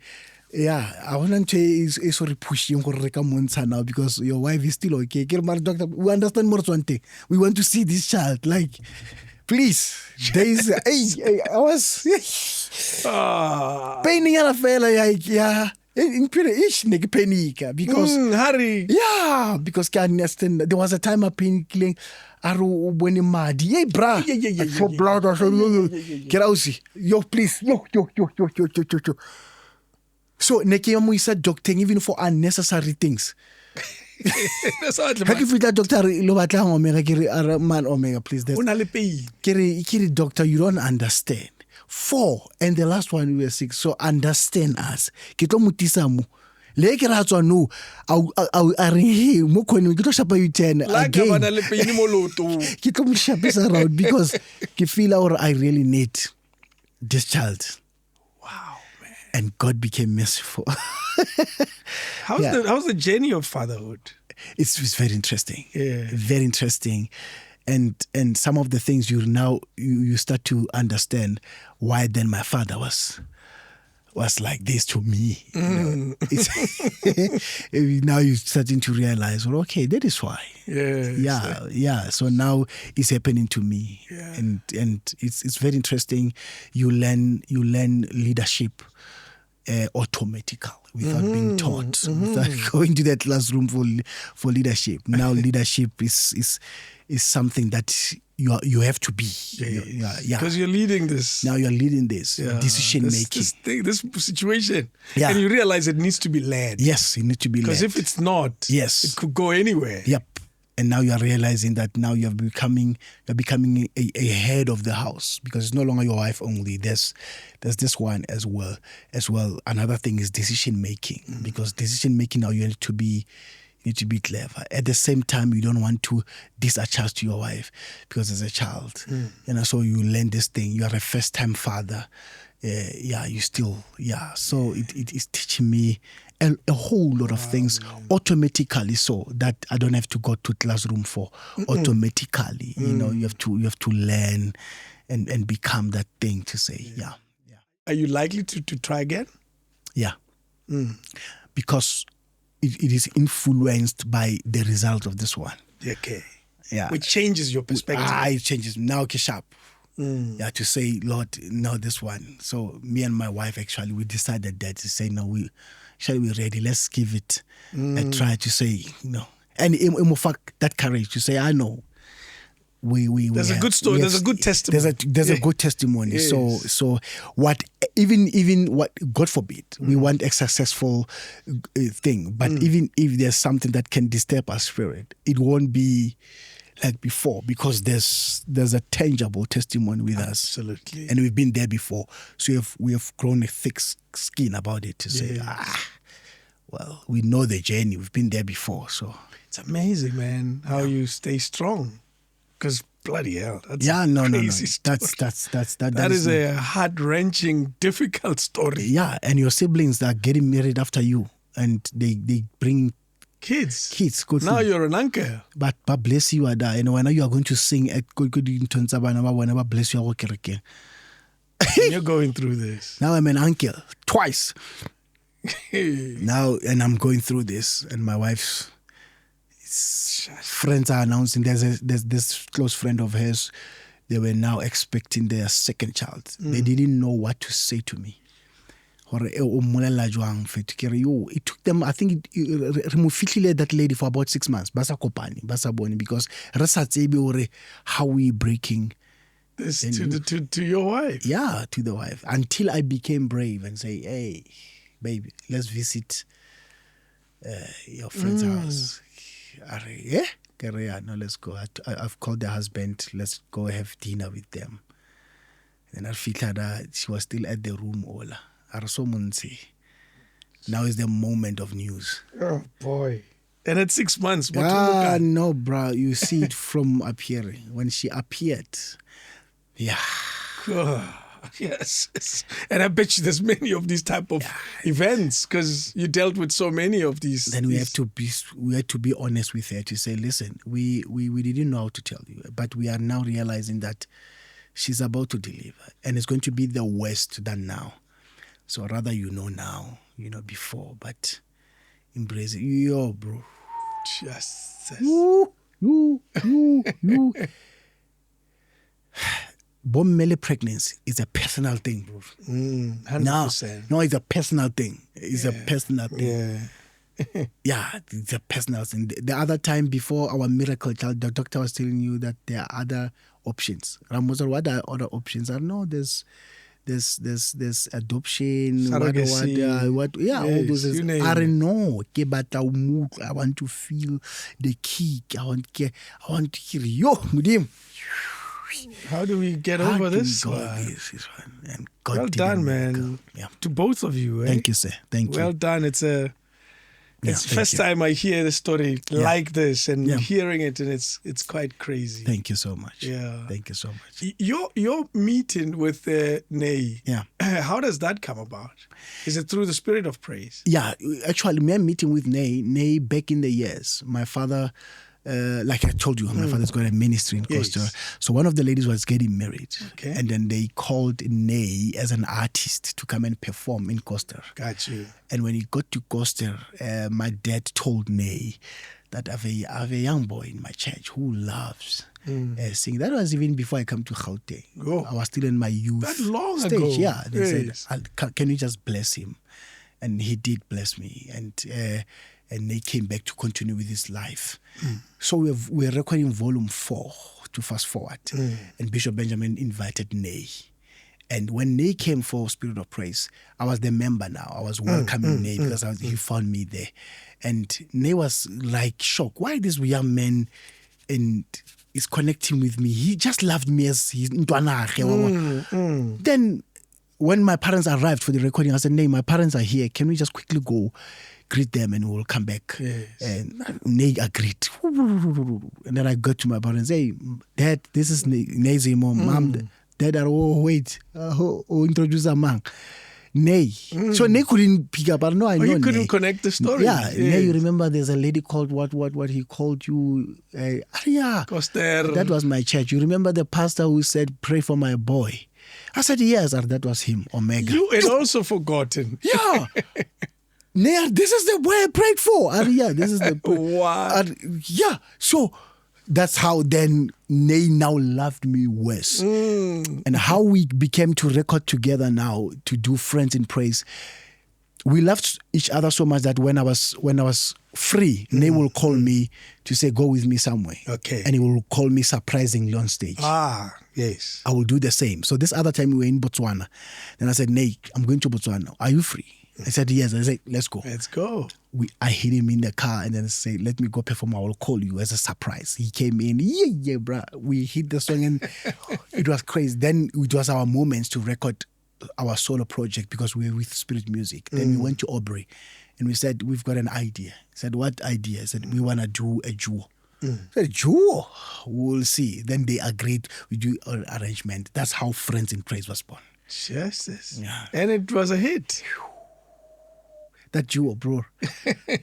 To the point whereby even today, when Spirit Music, when Aubrey says, do you think that thing can work with someone? I said, can we do it again with a different artist? I said to him, look, I'm ready to say, to give a blessing for you to do it with somebody. Okay. Can be Taki and Dumi or Ayanda, but with me, I don't see anyone replacing Nay.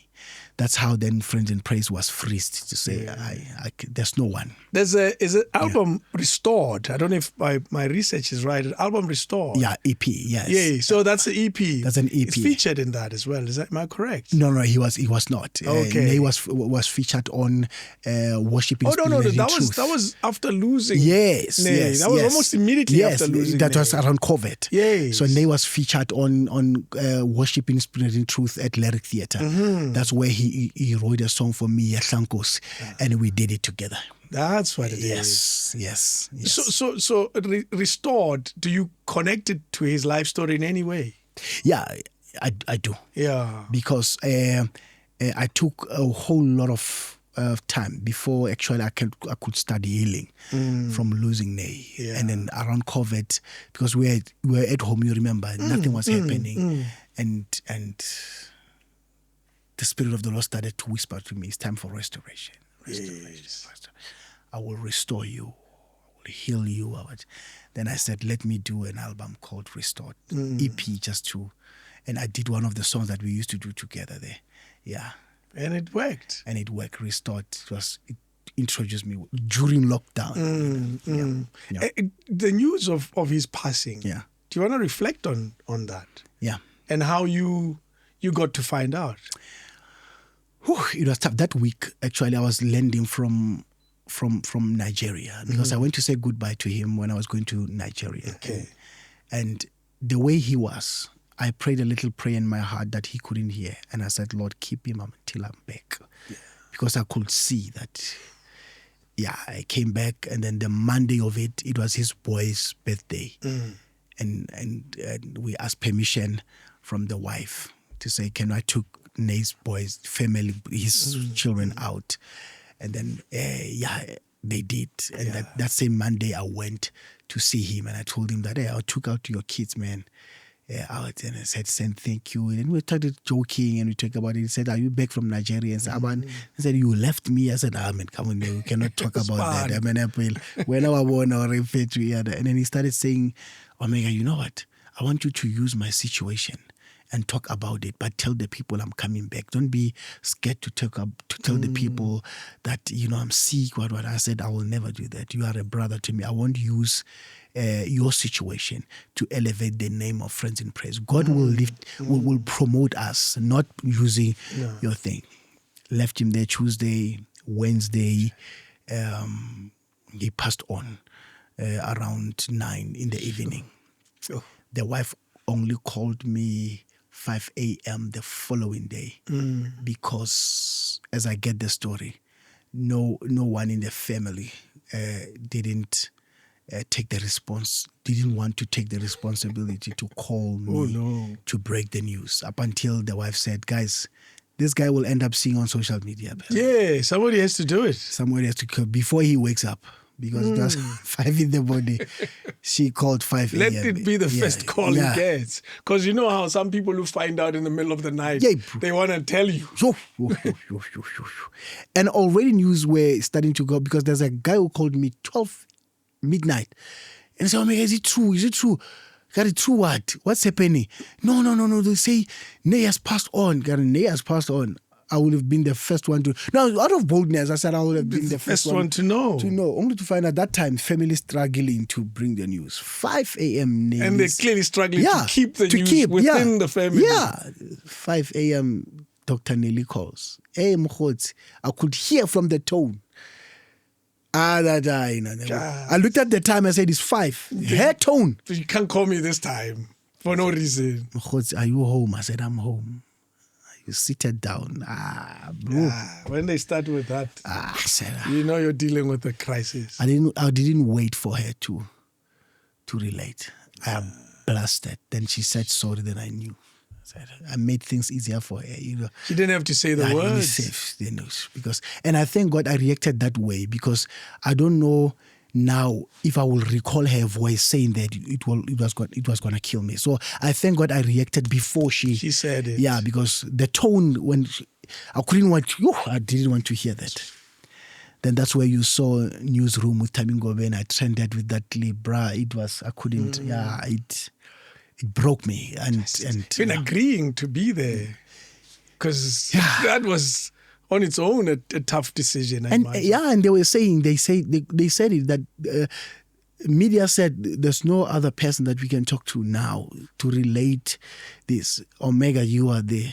Brotherhood. Yeah, I said he's married. The wife is still alive, and said, but yeah, we know. But hey, when we see Nay, we see Omega. When we see Omega, we see Nay. We know that his marriage got a wife, but you guys we want to talk to you. So it was SABC. There's energy is not there.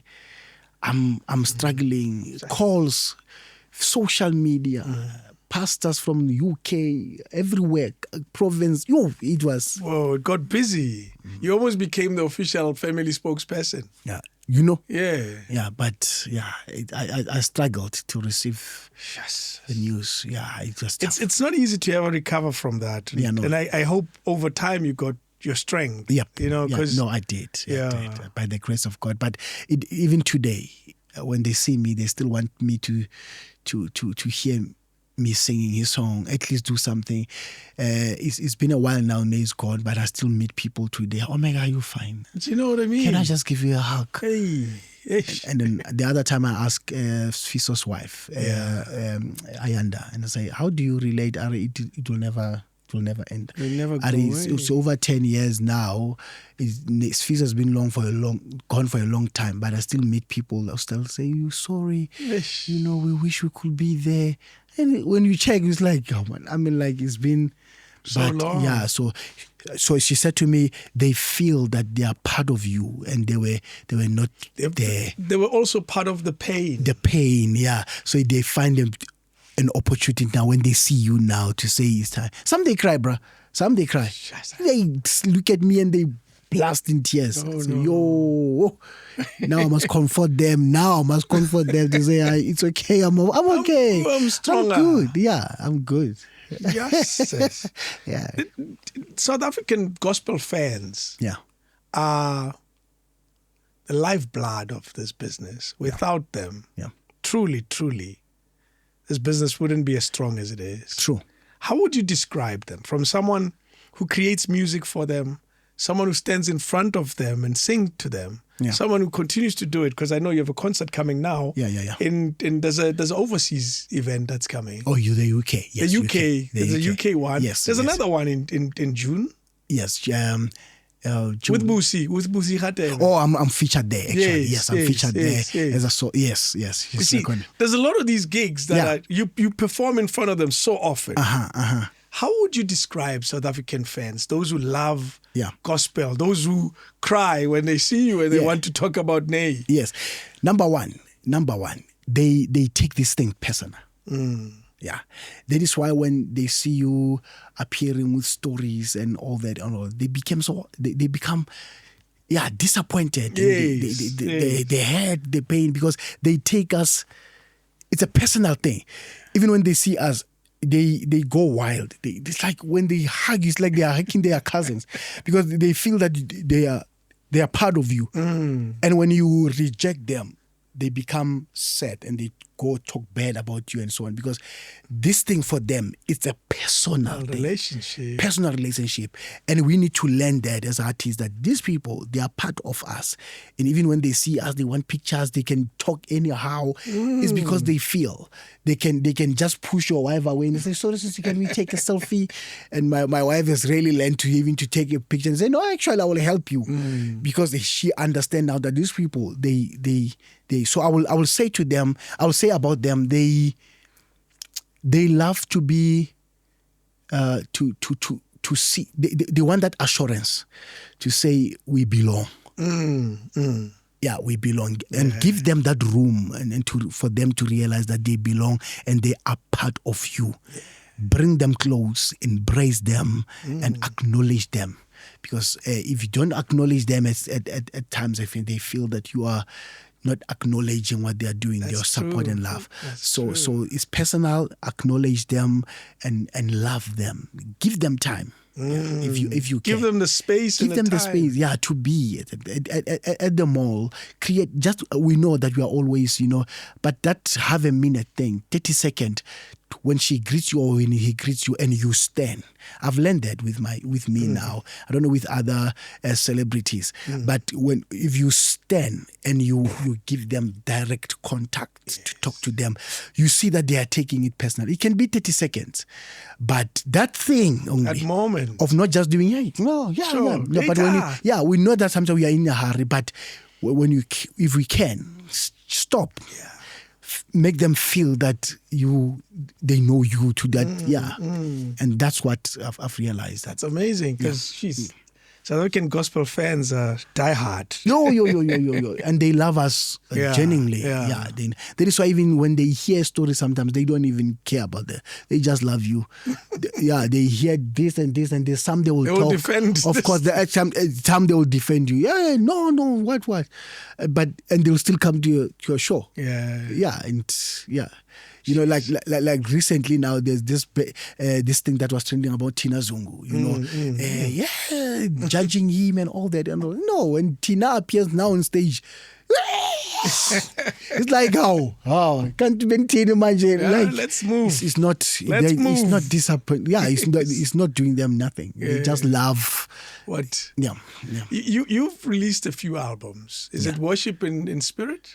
Mororise. The latest now. Over the years. You've released quite a number of albums. Which one, I'm trying to condense this slightly. Which one is by far your favorite of the projects? It's Mororise.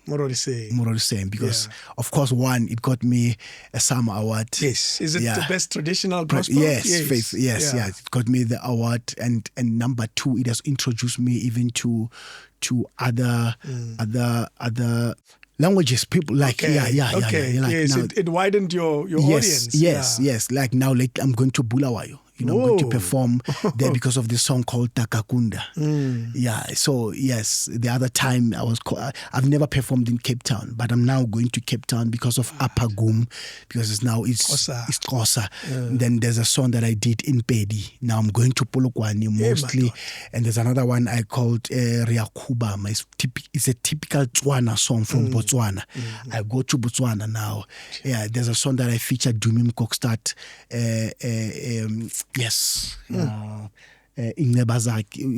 Whatever. Now KZN is playing Ukhozi FM is playing my music, which it has never happened before. So it has really grown. So for me, that album is really done well for me. It's interesting, and all you had to do was just change the language a little bit. And what I did, interestingly, I featured people. Like I went to for Zimbabwe, I featured Tech Show. For KZN, I featured Dumim Kokstad. For Limpopo, because I did a vendor song, I took Dakindo. And then for Botswana, I took Esther Grace. For Basotho Free State, I took Puleng. And for Botswana Rustenburg, I took Rogi. And I took Busi Khadeb as well for the Pretoria, that side. That's why you're featured at the show she's doing. So it's... I didn't just take their songs, but I even honored them with their child to say, come here, let's do this. It sounds like you have a very strong brotherhood and sister. Yep. From this business you're in. Yes. And for me, I see it more when you do the Spirit of Praise stuff on stage. It looks like it's a brotherhood. And what you just described now, it's exactly that. There's easy collaborations. Yes. How would you describe the industry from that perspective and with that type of thought in mind? You wouldn't go anywhere and you'll never grow without relationships. You need relationships, and you need to associate yourself with people that really will share your heart and vision as well. But to answer you, it's about relationships and knowing that the goal is one. For all of you. Come on. Yes, you're all. The goal is one. We are singing about God. We are singing about Jesus, and it's about our fans are one. So it's knowing that when I support Bishop Benjamin Dube, it doesn't belittle me. It's growing me actually. You know, when I love Lebo Sokhobela, it's growing me. You know, and once you appreciate someone, then God will take care of your business. You know, so that's my thing. It doesn't mind us anything to love and to support and to appreciate someone, to say, come on, we are a team. One goal is, let's go together. Yeah, we are pushing. Yeah, come on. Yes. Yeah. I want to pause for a second, get the piano. I imagine it's fixed. Lomo songaga wanele bonke abazitobi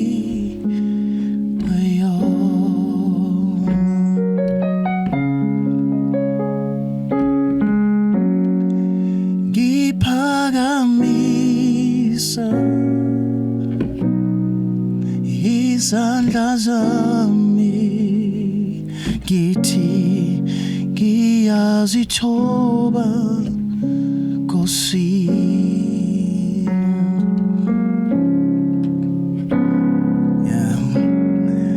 Lo musonga wanele boke abazitobi leyo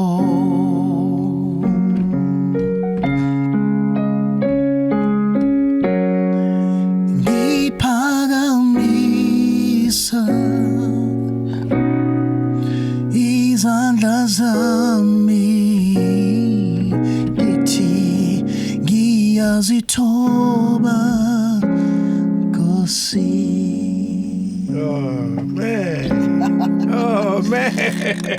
Now I want more. Yeah. Now I want more. Yeah, no. Oh, great one, eh? Yeah, no. Lomos. Yeah, wanele bonk. It doesn't matter who you are. Sure. I do want more, though. Busa? Yeah. Busa. Busa. Cheso. Busa. Busa, Jesu, Busa. O moreno, moreno, Josia de Josi, Busa, Jesu, Busa. Rain, Jesus, rain. Rain, Jesus, rain. King of Zion, Lion of Judah, rain.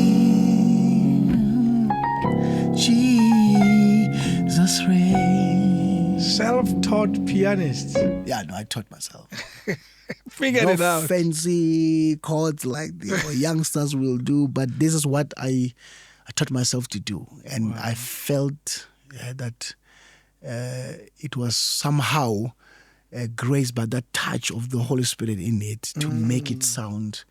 Yeah, the other guy said that to me the other time. He's a pianist. He said, man, when I'm listening to you, it's like there's something, and I knew that time that it was just the grace of God. There's an extra. Yeah, it's just the touch of God in it as well. That's making it see if I'm this excellent piano player. Yeah, moya ukenya something, but literally what I'm playing here compared to what is really in this, it's not yet, but it's there. Yeah. Wow, man, you're a special artist, Thank you. What I like about your career is you don't stand on top of mountains and say, look at me.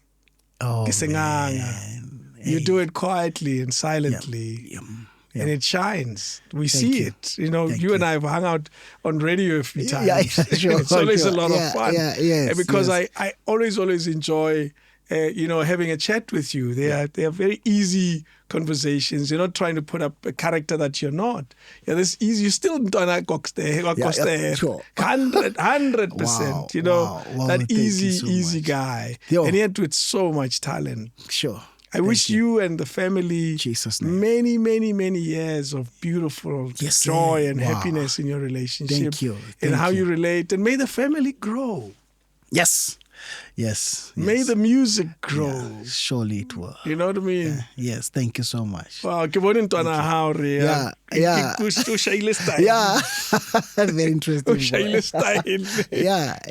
Man. Thank you. Thank you so much. Yeah. Thank you. Thanks for agreeing to this chat. Yeah, no, I've you remember I told you before, I said I really want to come because I follow it, I check. Yes. And I'm inspired by the stories I hear there. And That's it. Not only me wanting to be here because of you, because you're a great name and you're respected in the industry, but I felt that it can be a platform as well that will help someone out there because of my story. That's it. I don't hide my story. I give it an opportunity everywhere to say if I get that special time and platform to speak, I will, because it can be helpful. Absolutely. And you do this as well. You want to lead a podcast. Yeah, I do this, How is that going? Yeah, it's going very well. And a lot of people now they're starting to learn about it. Yeah, and musicians asking me, when are you having us, and all that and all that and all that. When, yes. It's working. It's working, but it must not just be a name growing. It must be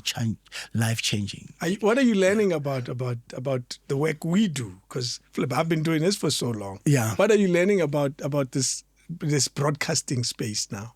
It is that I'm now starting to see and to realize, because I'm doing it, it is not just about fame and to be known and building your brand, but we are pastors with churches. Ooh. Yeah, usa realize Mara, you are a pastor. It's amazing. Yeah, you're a pastor. It's an interesting way of seeing it. I've never seen it that way. Yeah, you've before. got millions of followers. Yes. Who are your congregation, and you are a leader of a party, and you are not realizing that because of millions of people are praying. Yeah, so you are a leader. You are a mentor. That's what I'm learning from this thing. Now they are following and they are taking this thing very serious and offended if they go to YouTube and they don't find a new episode. Yeah, so it's a community. Yeah, and you are now a leader into that. You are a president of some movement.